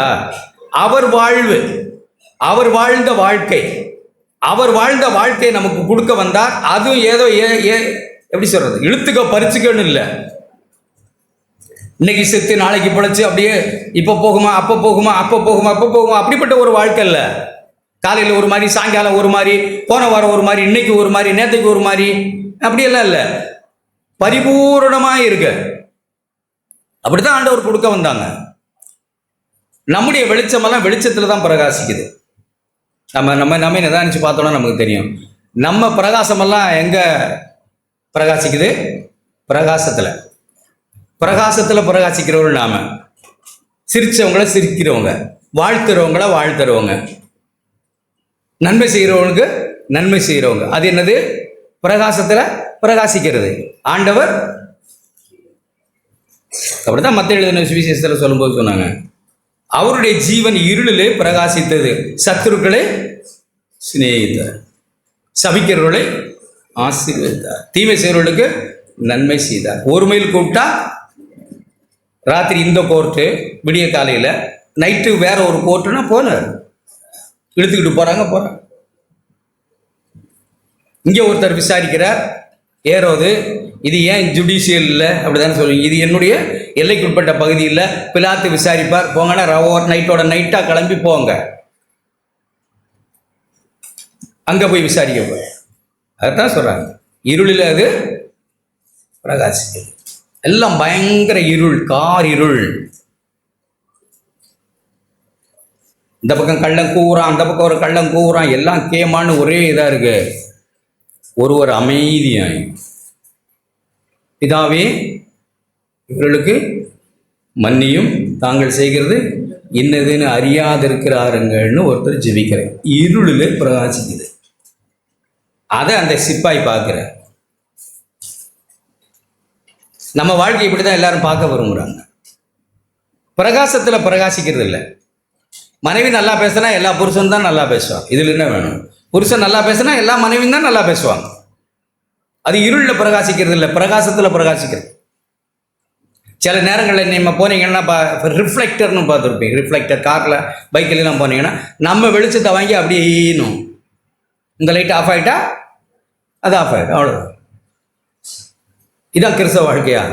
கிறிஸ்தவ வாழ்க்கை எவ்வளவு இருளாக இருந்தாலும், எவ்வளவு தீமை இருளாக இருந்தாலும், ஒரு சில காரியங்களை நான் சொல்கிறேன். 37 வருஷம் ஒரு இடத்துல வேலை செஞ்சேன். 37.5 வருஷம் நான் பார்க்குறேன். அப்படி பார்த்தவங்களே தான் பார்க்கணும். சிலர் இப்போ கேட்டினா மனைவியே அப்படி இப்போ பார்க்க முடியல ஒருத்தருக்கு. ஒரு சிலருக்கு வீட்டிலே இருக்கிறதுக்கு கால் தரிக்க மாட்டேனுது, பார்த்து புளிச்சிருது. இதுக்கு நடுவில் தீமை செய்வர்களாக இருந்தால் என்ன செய்யறது? இங்கே இல்லைன்னா அங்கே சேர தூக்கி போட்டுவோம், இங்கே இல்லைன்னா அங்கே தூக்கிட்டு போயிடுவோம், வெளியே தூக்கிட்டு போவோம். ஒரே 10க்கு 20 ஒரு ரூம்னா அந்த ரூமில் எல்லாரையும் பார்க்கணும். ஏட்டிக்கு பூட்டிக்கு இருக்கிறவர்கள், நன்மையை தூஷிக்கிறவர்கள் என்ன செய்யறது? ஒவ்வொரு நாளும் காலையில் எழுந்த ஆண்டவரே நான் இருளில் பிரகாசிக்கணும். எல்லாம் இருள், நாம் பிரகாசிக்கணும். அதுதானே பிரகாசம். ரட்சிக்கப்பட்டவங்களோட எல்லாம் ரட்சிக்கப்பட்டவங்களோட ஒன்றா வேலை செய்கிறீங்க ஒன்றும் பெரிய விஷயமா தான் இருக்கு. இப்போ ரட்சிக்கப்பட்டவங்களோட இங்கே யாரு பிரச்சனை? சபைக்கு வந்திருக்கும். இப்போ என்னதான் பிரச்சனை? ஒரு பிரச்சனையும் இல்லை. அக்கம் பக்கத்தில் அங்கே எங்கே போய் பிடிக்காதவங்க, வெறுக்கிறவங்க, கசந்து கொள்ளுகிறவங்க, பகைக்கிறவங்கள போய் பாருங்களேன். அந்த இருளில் இது பிரகாசமாக இருக்காங்க. அப்படித்தானே ஆண்டவர் பிரகாசித்தார். இருளிலே அது இருளானது அதை பற்றி கொள்ளுங்க. ஒவ்வொருவரையும் அப்படி பார்க்க வேண்டியிருக்கு. காலையில் எழுந்து போனால் தீமை செஞ்சவங்க, வெறுக்கிறவங்க, சொன்னதை செய்யாதவங்க, ஓப்பி அடிக்கிறவங்க, ஏனோதானு இருக்கிறவங்க, ஏனோதானு ஆஃபீஸுக்கு வர்றவங்க, ஏனோதானு நடக்கிறவங்க ஒவ்வொரு நாளும் பார்க்கணும். காலையில் போய் ஆண்டவரே நான் இருளில் பிரகாசிக்கணும். தப்பாக புரிஞ்சுக்கலாம், தப்பாக பேசலாம். எனக்கு நான் எத்தனையோ ஆண்டு காலம் நீங்கள் எதையும் எப்படி புரிஞ்சுக்கிட்டாலும் சரி, நான் சொல்ல வேண்டியது சொல்லித்தான். ஒன் ஆஃப் த சீனியர் அப்போ தான் நான் தான் சீனியர், வேறு யாரும் இல்லை. அப்படிப்பட்ட ஒரு காலகட்டம். 2 வருஷம் ஆகும், 3 வருஷம் ஆகும் வேலைக்கு வந்து. என்னோட சரி மோதல் ஒருத்தர் மோதுகிறார். புரியலை, எனக்கு தெரியும், புரியாமல் பேச, என்னை பற்றி புரியல. பயங்கரமாக மோதுகிறார். என்ன சார் இப்படியெல்லாம் பேசுகிறார், நீங்கள் பேசாமல் இருக்கீங்க? பேச வேண்டியதில்லை. ஒரு வாரத்துக்கு பிறகு பார்க்குறேன் ஒரு கார் ஆக்சிடெண்ட்டில் இறந்து போயிட்டாருன்னு. நான் அவரை மன்னிக்காமலோ அவர் மேலே கசப்பாகவோ வெறுப்பாகவோ இருந்தால் என்ன நடந்திருக்கும்? காலையில் போய் அவர் என்கிட்ட பேசுகிற மறுநாள் காலையில் போய் குட் மார்னிங் சொல்லணும். போய் நேற்றுக்கு இப்படி பேசுனா நம்ம இப்படி காலையில் குட் மார்னிங்கிட்டு வழிஞ்சு நிற்கிறாரு நினச்சிட்டு போட்டோம். நாம் மறைச்சிட்டு போகலாமா? போகக்கூடாதுன்னு தான் ஆண்டவர் சொல்கிறாங்க. போய் முதல்ல பார்த்து அவரை குட் மார்னிங் சொல்லு. இப்போ இருளில் பிரகாசிக்கணுமா, பிரகாசத்தில் பிரகாசிக்கணுமா? எவ்வளோ ஸ்ட்ரகிளை நான் பார்த்துருக்கேன். ஆண்டவரே, ஒவ்வொரு நாள் ஆண்டவரே இருளில் நான் பிரகாசிக்கிறேன். மக்கள் ஜீவன் இருந்தது மனுஷனுக்கு ஒளியாக இருக்கும். அப்புறம் ஒரு வாரத்தில் இறந்து போயிட்டார, நான் என்ன பண்ணுறது? திடுக்கிட்டேன். ஆண்டவரே உங்கள் கிருபைக்காய் ஸ்தோத்திரம். நல்ல சமாதானத்தோட அவரோட அன்பாக இருக்கும்படி எனக்கு கிருபை செய்தீங்களே. எத்தனையோ தவறாக புரிஞ்சு தவறாக நடந்து கேட்பார் பேச்சு கேட்டுக்கொண்டு எத்தனையோ நடந்தவர்கள் உண்டு. என் கையை பிடிச்சி சார் மன்னிச்சுங்க சார், தெரியாமல் பேசிட்டேன், உங்களை புரியல சார். நான் என்ன இவன் தெரியாமல் பேசிட்டான்னு கோச்சிட்டு போகணும்னு நினைக்கிறீங்களா? நான் கூட போய் உட்காந்து காப்பி குடிச்சிட்டு உட்காந்துருக்கேன். இது நான் செய்யலை, நான் சொல்லக்கூடாது. அப்படி இது யார் செய்கிறது? தேவன். நீடிய பொறுமையினாலும் விசுவாசத்தினால காத்து நம்ம பலனை கொடுக்கணும். நாளைக்கே போய் ஒன்று செய்கிறோம்னு செய்ய முடியாது. 37 வருஷமாக நான் அப்படி தான் பார்க்குறேன். ரிட்டையர்ட் ஆக போகிற 2 மாதம் இருக்கும். 25 படி என்னை ஏற்றி இறக்கவே ஒருத்தர் முடிவு பண்ணுகிறார். கூப்பிடுறதும் போகிறதும் தாட் கூட்டுன்னு பேசுகிறதும். ஏன்னா அவருடைய நண்பருக்கு நான் நடந்து கொண்டது சாதகமாக அமையலை, பாதகமாக அமைந்து போச்சு. அது ரைட்டு, நான் நடக்கணும், அப்படி தான் நடந்தாகணும், சட்டம். அது அவருக்கு பாதகமாக போயிடுச்சு. என்ன அவருக்கு பிடிக்கல, ஏன்னா அவர் ஃப்ரெண்டு. என்னை வந்தவர் உண்டு இல்லைன்னு ஆகினார். பரவாயில்ல. நான் இருளில் பிரகாசிக்கணுமா வேணாமா? முறைச்சிக்கிட்டு போகலாமா? என்ன நீன்னு கேட்கலாமா? என்னை ஒரு தடவை அழைச்சிக்கிட்டு போய் கையை பிடிச்சிட்டு அழுகிறார் என் அதிகாரிங்க, டெப்டி டைரக்டரு. என்னன்றேன், நானே படாத பாடுபட்டுக்கிட்டு இருக்கிறேன், உன்னிட்ட வேற எப்படின்னா? பரவாயில்ல, அதனால விட்டுட்டேன். ரிட்டையர்ட் ஆக போகுதுங்க. அவர் ரிட்டையர்ட் ஆகிட்டார். எல்லாம் 20 பேர் வந்து நிற்கிறாங்க. அந்த இடத்துல எனக்காக ஜெபம் பண்ணுன்னு சொல்கிறார். நான் மட்டும் முரட்டுத்தனமாக கசந்துக்கிட்டு முறைச்சிக்கிட்டு நடந்திருந்தால் எப்படி இருந்திருக்கும்? தேவனே, உங்கள் கிருபை, உங்கள் இரக்கம், உங்கள் ஜீவன் எனக்கு அப்படி மாறினதுக்காக ஸ்தோத்திரம். நான் அப்படி தான் சொல்கிறேன். அந்த ஜீவன் இல்லைன்னா எப்படி நடந்திருக்கும்? அந்த ஜீவன் தான் இருளில் பிரகாசிக்கும். வேறு வழி இல்லை. ஜெபம் பண்ணிட்டு வந்து எத்தனையோ சொல்லலாம். 37 வருஷமாக நான் பார்த்ததை. ஒருத்தர் தாட் போட்டுன்னு சும்மா நேற்று அட்டண்டன்ஸுக்கு முன்னாடி என்ன அந்த மாதிரி பேசி விட்டுட்டு போறார். நான் போய் என் சீட்டில் போய் உட்காடுறேன். அப்படியே உட்காந்து, ஆண்டவரே என்ன சொல்றீங்க, அமைதியாக இருந்துட்டேன். எல்லாரும் அங்கேருந்து வந்தாங்க. என்ன சார் இப்படி இருக்கீங்க? நாங்கள் சூட்டை கிளப்பி விட்டாங்க. எனக்கு மாம்சம்னு ஒன்று இருக்குல்ல, சூட்டை கிளப்பி விட்டாங்க. நேராக கிளம்பி போனேன். என்ன இப்படியெல்லாம் பேசுறீங்கன்னு தாட் போட்டு பேசி விட்டுட்டேன். வந்தவங்க எல்லாரும் வந்து என்னோட சொல்ற, நீங்கள் பேசுனது தான் சார். என்னது தில்லு. நாங்கள் சீட்டில் போய் உட்காந்தேன். அந்த ஜீவன், எனக்குள்ளே இருக்கிற கிறிஸ்துவின் ஜீவன் போய் எங்க பேசினையோ அதே இடத்துல எல்லாருக்கும் முன்னாடி அவர் எனக்கு சூப்பர்வைசர், அவர்கிட்ட மன்னிப்பு கேளுன்னு சொல்றாங்க. இவங்க எல்லாம் என்ன சொல்றாங்க, நீங்க கேட்டது சரி. ஆண்டவர் என்ன சொல்றார், போய் மன்னிப்பு கேளுன்றார். யார் பேச்ச கேட்கறது? நேர இறங்கி போன எல்லாரும் இருக்கிற இடத்துல எல்லாரையும் கூப்பிட்டேன், அவர்கிட்ட மன்னிப்பு கேட்டுட்டேன். என்ன சார் இப்படி பண்ணிட்டீங்க, உங்களை நம்பி? இதான் நான். எப்படிதான் வாழ முடியும்?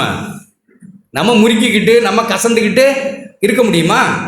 சாரின்னு மன்னிப்பு கேட்டுட்டேன். சார் சார் சார், யார் என்ன வேணாலும் சொல்லலாம். சீட்டில் போய் உட்காந்தேன். தேவ சமாதானம் அப்படி இதயத்துக்கு வந்துட்டு. பிரகாசத்தில் எல்லாரும் பிரகாசிக்கலாம். எல்லாம் நல்லா பேசுனா நல்லா தான் பேசுவோம். மாமியார் நல்லா பேசுனா மருமக குணமாக தான் இருப்பாங்க. மருமக குணமாக இருந்தால் எல்லா மாமியாரும் குணமாக தான் இருப்பாங்க. இதில் என்ன வேணும்? இது இருளில் பிரகாசிக்கிறது இல்லை, பிரகாசத்தில் பிரகாசிக்கிறது. இருளில் பிரகாசிக்கிறது தீமை இருக்கலாம், தவறுகள் இருக்கலாம், அநீதி செய்யலாம், அவமானப்படுத்தலாம், நிந்திக்கலாம், பரியாசம் பண்ணலாம். அந்த நேரங்களில் நாம் கிறிஸ்துவை போல இருக்க ஒரு வாழ்வுக்கு தான் தேவன் நம்மை அழைத்திருக்கிறாங்க. அந்த ஜீவன் இருளிலே பிரகாசிக்க, அவருக்குள் ஜீவன் இருந்ததுன்னு அப்படிதான் சொல்றாங்க. இப்போ நம்ம கேட்டோம், சமாரியா பெண்ணுக்கிட்ட போய் நிற்கிறாங்க. மத்தியானம் தண்ணி எடுக்க வந்த பொண்ணுக்கிட்ட பேசிட்டு இருக்காங்க. அந்த ஸ்திரிக்கிட்ட பேசிட்டு இருக்காங்க. எல்லாம் சாப்பாடு வாங்க போயிட்டாங்க. யாராவது சிசரிட விடுங்க, யாராவது வந்து பார்த்துருந்தா என்ன நினைச்சிருப்பாங்க? ஓ இது 7வதோ, புரியுதா? என்ன புரியுது? நினைச்சிட்டு போட்டோம். யார் சொன்னது இது? பிதா. அவர் சொன்னதை கேட்டு தான் இப்போ வந்து பேசிட்டு இருக்காங்க. அவளை பற்றி ஊரே தெரியும். இப்போ அவட்ட போய் பேசி நிற்கிறாங்க. என்ன பேசுறாங்க, ஏது பேசுறாங்க, எவருக்கு நம்ம அப்படித்தானே, நம்மளாம் அப்படித்தானே. என்ன பேசுனாங்க, ஏது நடந்துச்சு என்னன்னே தெரியாது நமக்கு. நாம் அதை தூக்கிட்டு பெருசு பண்ணுவோம். மதிக்கட்டவர்கள் போட்டோம். அப்படியே போனால் கூட போட்டோம். நாம நன்மை செய்யணும். நம்ம நன்மை செய்யறதா நம்ம அழைக்கப்பட்டிருக்கோம். இருளில் பிரகாசிக்கணும். என்ன தீமை வேணாலும் யார் வேணாலும் செய்யலாம். எவ்வளவு பெரிய யூகங்களும் பண்ணிக்கொள்ளலாம். நன்மை செய்திடணும், இருளில் பிரகாசிக்கணும். அதை கர்த்தர் தான் செய்யணும், நம்மால் அது ஆகாது. பேசிக்கிட்டு இருக்கிறாங்க. யாராவது பார்த்தா என்ன நினைப்பாங்க? யாராவது என்ன வேணாலும் நினச்சிக்கிட்டு போட்டோம். இப்போதான் மனுஷருக்கு பயப்படுகிற பயம்தான் நம்மளை ஆட்டி படைக்குது. யார் வேணாலும் எப்படி வேணாலும் நினைச்சுக்கிட்டு போட்டோம்.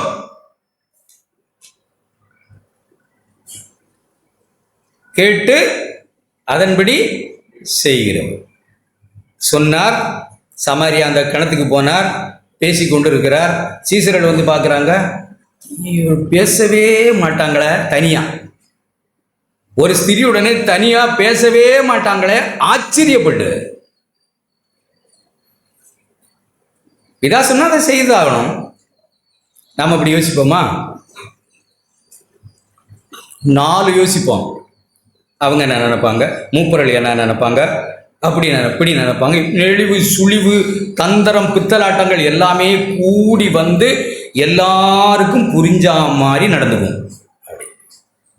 அதெல்லாம் காலைதோறும் என்னை எழுப்புகிறார், கற்றுக்கொள்வோர்னை போல எழுப்புகிறார் என்கிற வார்த்தையெல்லாம் இல்லை. காலைதோறும் நம்ம எழுப்பவும் இல்லை, நம்ம கற்றுக்கொள்ளவும் எழுந்தவர்களும் இல்லை. தேவன் நம்ம எழுப்புனா அவர் என்ன சொன்னாரோ அதை அப்படியே செய்யணும் தான். போகணும், அவ்வளோதான். வேற இல்லை, வேற செய்யக்கூடாது, செய்ய முடியாது. ஏன்னா அவருக்குள் ஜீவன் இருந்தது, அது நமக்குள் வந்திருக்கு. சபையிலையும் அப்படிதான். எவ்வளவா அப்படி நடந்துட்டாங்க ஆண்டவர் ஈஸியா. அப்படிப்பட்ட அருமையான வாழ்வுக்கு தான் நம்ம வந்திருக்கோம். இது நம்மால் உண்டாகாது, நிச்சயமா உண்டாகாது. ஆண்டவரே தானே சொன்னார் யோவான் 10, நான் அவைகளுக்கு ஜீவன் உண்டாயிருக்கவும். அப்படின்னா என்ன அர்த்தம்? நான் அவர்களுக்கு ஜீவனை கொடுக்கிற அப்பம், நான் அவர்களுக்கு ஜீவனை கொடுக்கிறேன். அந்த ஜீவன் பரிபூரணப்பட வந்தேன்னு சொன்னான். அந்த ஜீவன் விசுவாசித்து பொறுமையோட காத்து செலவை பார்த்து தாழ்த்தி வெறுத்து நம்முடைய இருதயத்தில் எழும்புகிற உணர்வுகள் எல்லாவற்றையும் பார்த்து, மாம்சம் காரியங்கள் எல்லாம் பார்த்து, உணர்வுகளை பார்த்து, இதெல்லாம் சும்மா காற்றுல வீசுகிற உணர்வு, இதெல்லாம் சும்மா உணர்ச்சி, இதெல்லாம் ஒன்றும் எடுபடாது. எல்லாருக்கும் நமக்கு அனுபவம் இருக்கு. உணர்ச்சிகளில் நாம் செய்கிறது. மன்னிச்சிட்டோம்னு சொல்லிட்டு மன்னிக்காம போவோம். அதான் நம்ம ஆச்சரியமான விஷயம். என்னன்னா, மன்னிப்பு கேட்டுட்டு முறுமுறுத்துக்கிட்டு போவோம். இவன்கிட்டலாம் போய் மன்னிப்பு கேட்டோம் பாடுறான்ட்டு போவோம். என்னதுக்கு மன்னிச்சுக்கோன்னு கேட்டுட்டு, இந்த வார்த்தைக்கு எழுத்தின்படி கேட்டுட்டு போகும்போது இவன்கிட்டலாம் கேட்க வேண்டிய தலையெழுத்தா இருக்கேன்னு மன்னிச்சிட்டோம்னு சொல்லிட்டு அவங்கள பற்றி யோசிச்சுட்டு உட்காந்துருப்போம். சில புருஷர்கள் மனைவிகள் அப்படிதான், வருஷங்களாக மன்னிச்சிட்டோம்னு தான் சொல்லுவாங்க, வருஷங்களாக யோசிச்சுக்கிட்டே உட்காந்துருப்பாங்க. அதெல்லாம் என்ன அர்த்தம்னா, உண்மையும் நன்மையுமான இருதயத்தில் வைத்து அந்த வார்த்தை என் வாழ்க்கையாக மாறணுமே ஆண்டவரே, இன்னும் நான் இப்படி இருக்கனே அப்படின்னு இல்லை ஆண்டவரே, உங்கள் வார்த்தை ஆவியும் ஜீவனுமானது, என் ஆத்துமாவை உயிர்ப்பிக்கிறது, ஊனையும் கணுக்களையும் உருவ குத்துகிறதாயும் இருதயத்தின் நினைவு யோசனையெல்லாம் வகையிருக்கிறதாயும் இருக்குது. ஆண்டவரே, என்னை உணர்த்துங்க, என்னோட பேசுங்க, நான் இப்படியே மாறணும், இதே மாதிரி ஆகணும். அது ஏதோ சட்டு புட்டுன்னு ஏதோ போய் செஞ்சிட்டோம்னு இல்லை, அப்படி இல்லை. அது நீடிய பொறுமையுடனே காத்து 30, 60, 100 பலன் கொடுக்கிற வாழ்க்கை. நமக்கு தெரியும் எல்லாருக்கும் கிறிஸ்தவ வாழ்க்கை. 2 ஏதோ நல்லது 2 செஞ்சிட்டோம்னா அவ்வளோதான், நம்மால ஒன்றும் தாங்காது. ஒரு சிலர் பெரும் காரியங்களாக செய்துட்டு அது பாட்டில் என்ன சொல்லுவாங்க, ஒரு பழமொழி, நிறகுடம் அது பாட்டில் நிறைவா இருக்கு. இவ்வளவோ பெரும் மிஷினரிகள், எவ்வளவோ ஜனங்கள், வெளியே கூட தெரியல, ஒன்றும் அலம்பலே இருக்காது. ஆனால் இந்த குறகுடம் இங்கே தெரிக்கும், தட்டு தூக்கிட்டு போகிறதும் டக்கு சத்துன்னு அடிக்கும், தண்ணி அங்கே இங்கேயும் அலம்பிக்கிட்டே கிடக்கும். சும்மா லேசாக ஒரு சில காரியங்களை செய்திருப்போம், நமக்கு ஒன்றுமே புரியாது. நாம் தான் சபையில் இருக்கிறதுலையே நம்பர் 1ன்னு தோணும். அது உண்மை இல்லை. சில சமயங்களில் கேட்டு நான் சொன்ன உணர்வு அடைஞ்சு அப்படியே நம்ம மாறிட்டது போல் நம்ம மனசு சொல்லும். ஆண்டவர் சொல்லுவாங்க, போய் கிரவுண்டுக்கு போ. எங்க கிரவுண்டுக்கு போ.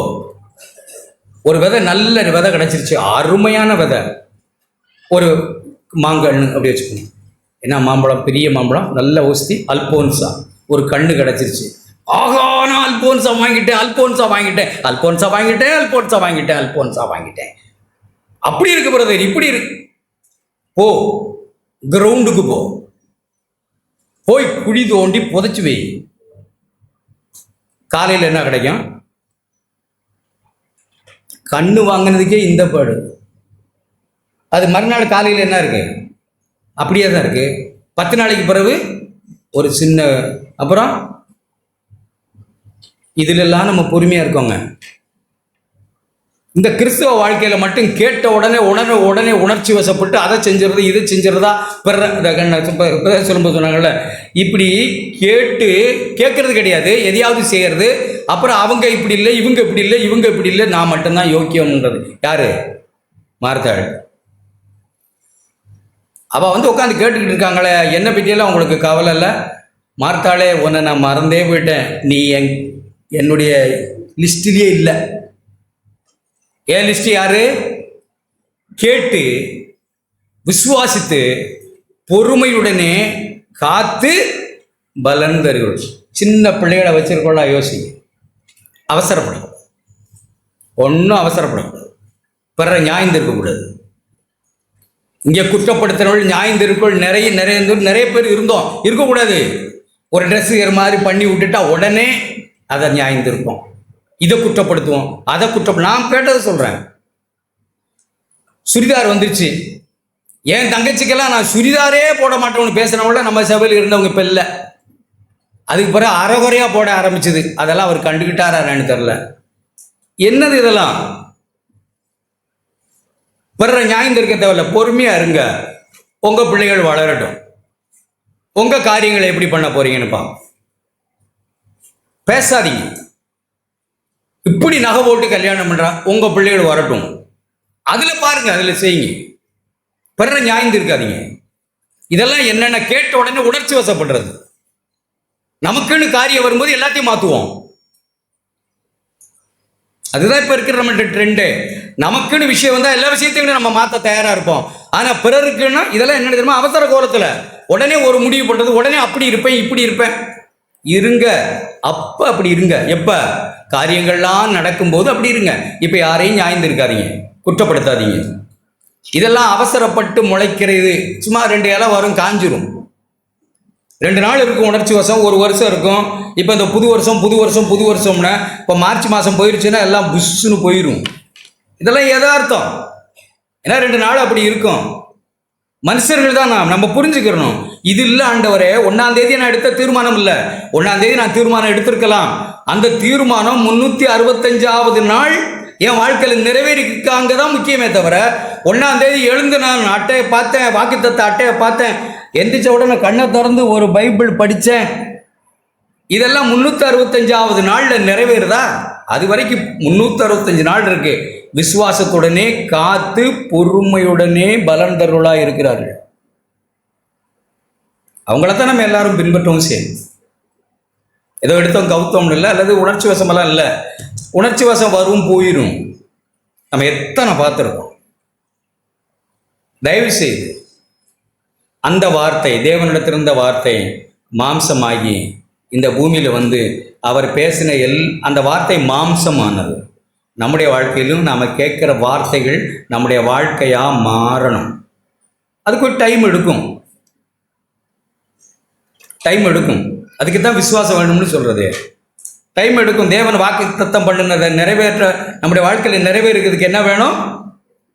முதல்ல விசுவாசம் வேணும், நிறைவேற்றுவார்னு. அடுத்து என்ன வேணும்? பொறுமை வேணும். அப்படித்தான் எழுதிக்க. அதுவும் நீடிய பொறுமை வேணும். நீடிய பொறுமையினால தான் போய் சுதந்திரிக்க போகிறோம். இப்படிதான் நம்ம சபை விடுறோங்க. ஆண்டவரே அப்படிப்பட்ட நல்ல வாழ்க்கைக்கு எங்களை நடத்துங்க. நீடிய பொறுமையுடனே காத்து பலன் தருளாய் நாங்கள் இருக்கட்டும். ஆண்டவரே, உணர்ச்சி வசப்பட வேண்டாம், அவசரப்பட வேண்டாம். கேட்டு உடனே போய் நான் கான்ஃபரன்ஸில் ஒரு முறை கேட்டேன், கேட்ட உடனே வலையை விட்டுட்டாரா பேதுரு? இல்லையா? உடனே வலையை விட்டாரா? இல்லையா? உடனே மறுதளிச்சாரா? இல்லையா? அதுக்கு நிறைய நாள் ஆகும். உடனே வலையை விட்டு வந்தவர் தான். எல்லாம் நடந்துச்சா? அப்புறம் பயம், அவிசுவாசம், நான் பெரியவனா நீ பெரியவனா எல்லாமே வந்ததில்லை. உள்ள வந்து போய்கிட்டு தானே இருந்தது. அப்புறம் ஆண்டவரை கூப்பிட்டு கண்டிக்கிறது, அப்படியே காது எடுத்து வெட்டுறது, கத்தி எடுத்து வெட்டுறது, எல்லாம் நடக்கத்தானே செஞ்சுது. எப்போ ஒர்க் அவுட் ஆச்சு? ஆண்டவர் அவரை ரட்சித்த போது, ஆண்டவர் ஒரு பார்வை பார்த்த போது, அவர் தன்னை உணர்ந்த போது, நம்ம கேட்டோம்ல, உங்களுக்காக காவலிலும் சாவலும் இருப்பேன்னு சொன்னார். அது என்னத்தினால? உடனே என்ன சொன்னாங்க? நான் மரிக்க போறேன்னு சொன்னாங்க. உடனே ஒன்று வந்தது. என்ன வந்தது? ஆண்டவர் சொன்னாங்க, நான் போய் எருசலேமிலே மரிக்க போகிறேன்னு சொன்னாங்க. உடனே ஒன்று வந்தது. என்ன வந்தது? காவலிலும் சாவலும் உங்க கூட நான் இருப்பேன்னு. உடனே சேவல் கூவுறதுக்கு முன்ன 3 தடவை நீ மறுதலிப்ப. சாத்தான் உத்தரவு கேட்டுக்கிட்டான், நான் உன் விசுவாசம் ஒளிந்து போகாதபடிக்கு உனக்காக ஜெபம் பண்ணுவேன். நின்னாரா? ஜெபம் பண்ணிக்கிறேன்னு தானே சொன்னார். மறுதலிப்பேன்னு தானே சொன்னார். நின்னாரா? மறுதலிக்காம இல்லையே. இந்த தீர்மானமெல்லாம் இப்படிதான். அதையெல்லாம் தேவன் உடைச்சி நொறுக்கி, இதெல்லாம் ஒன்றும் இல்லை, ஓன் பலத்தினால ஓன் தீர்மானத்தினாலாம் ஓன் மாம்ச முடிவினாலலாம் ஆகாது, என் பலத்தினால தான் இது ஆகும்னு சொல்லி உடைச்சி உருவாக்கி அவரை மாற்றினார். அதனால இல்லையா? அப்புறம் உடனே எப்படின்னா அப்படி யோசித்து நம்ம பயப்படவும் கூடாது. அப்படி யோசித்து நம்ம என்ன செய்யக்கூடாது, சோர்ந்து போகவும் கூடாது. அப்படி யோசித்து பிறரை பார்த்து நம்ம அப்படி இப்படிலாம் பார்த்து சோர்ந்து போகவும் கூடாது. தைரியமாக இருக்கணும். என்னிடத்துல விசுவாச விதையை போட்டிருக்கீங்க, என்னிடத்துல உங்களோட வசனத்தை நீங்கள் தந்திருக்கீங்க, அது என் வாழ்க்கையாய் மாற ஆண்டவரே நான் விசுவாசிக்கிறேன். ஆண்டவரே அது எவ்வளோ காலமானாலும் அது அப்படி மாறும்.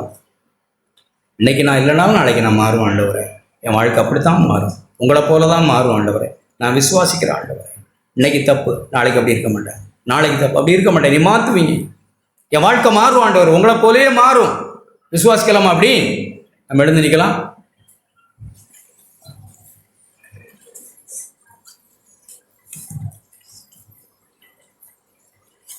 எல்லாரும் ஆண்டவரை நாம் ஸ்தோத்திரிப்போம். தாவே ஸ்தோத்திரம் ஆண்டவனே, ஸ்தோத்திரம்.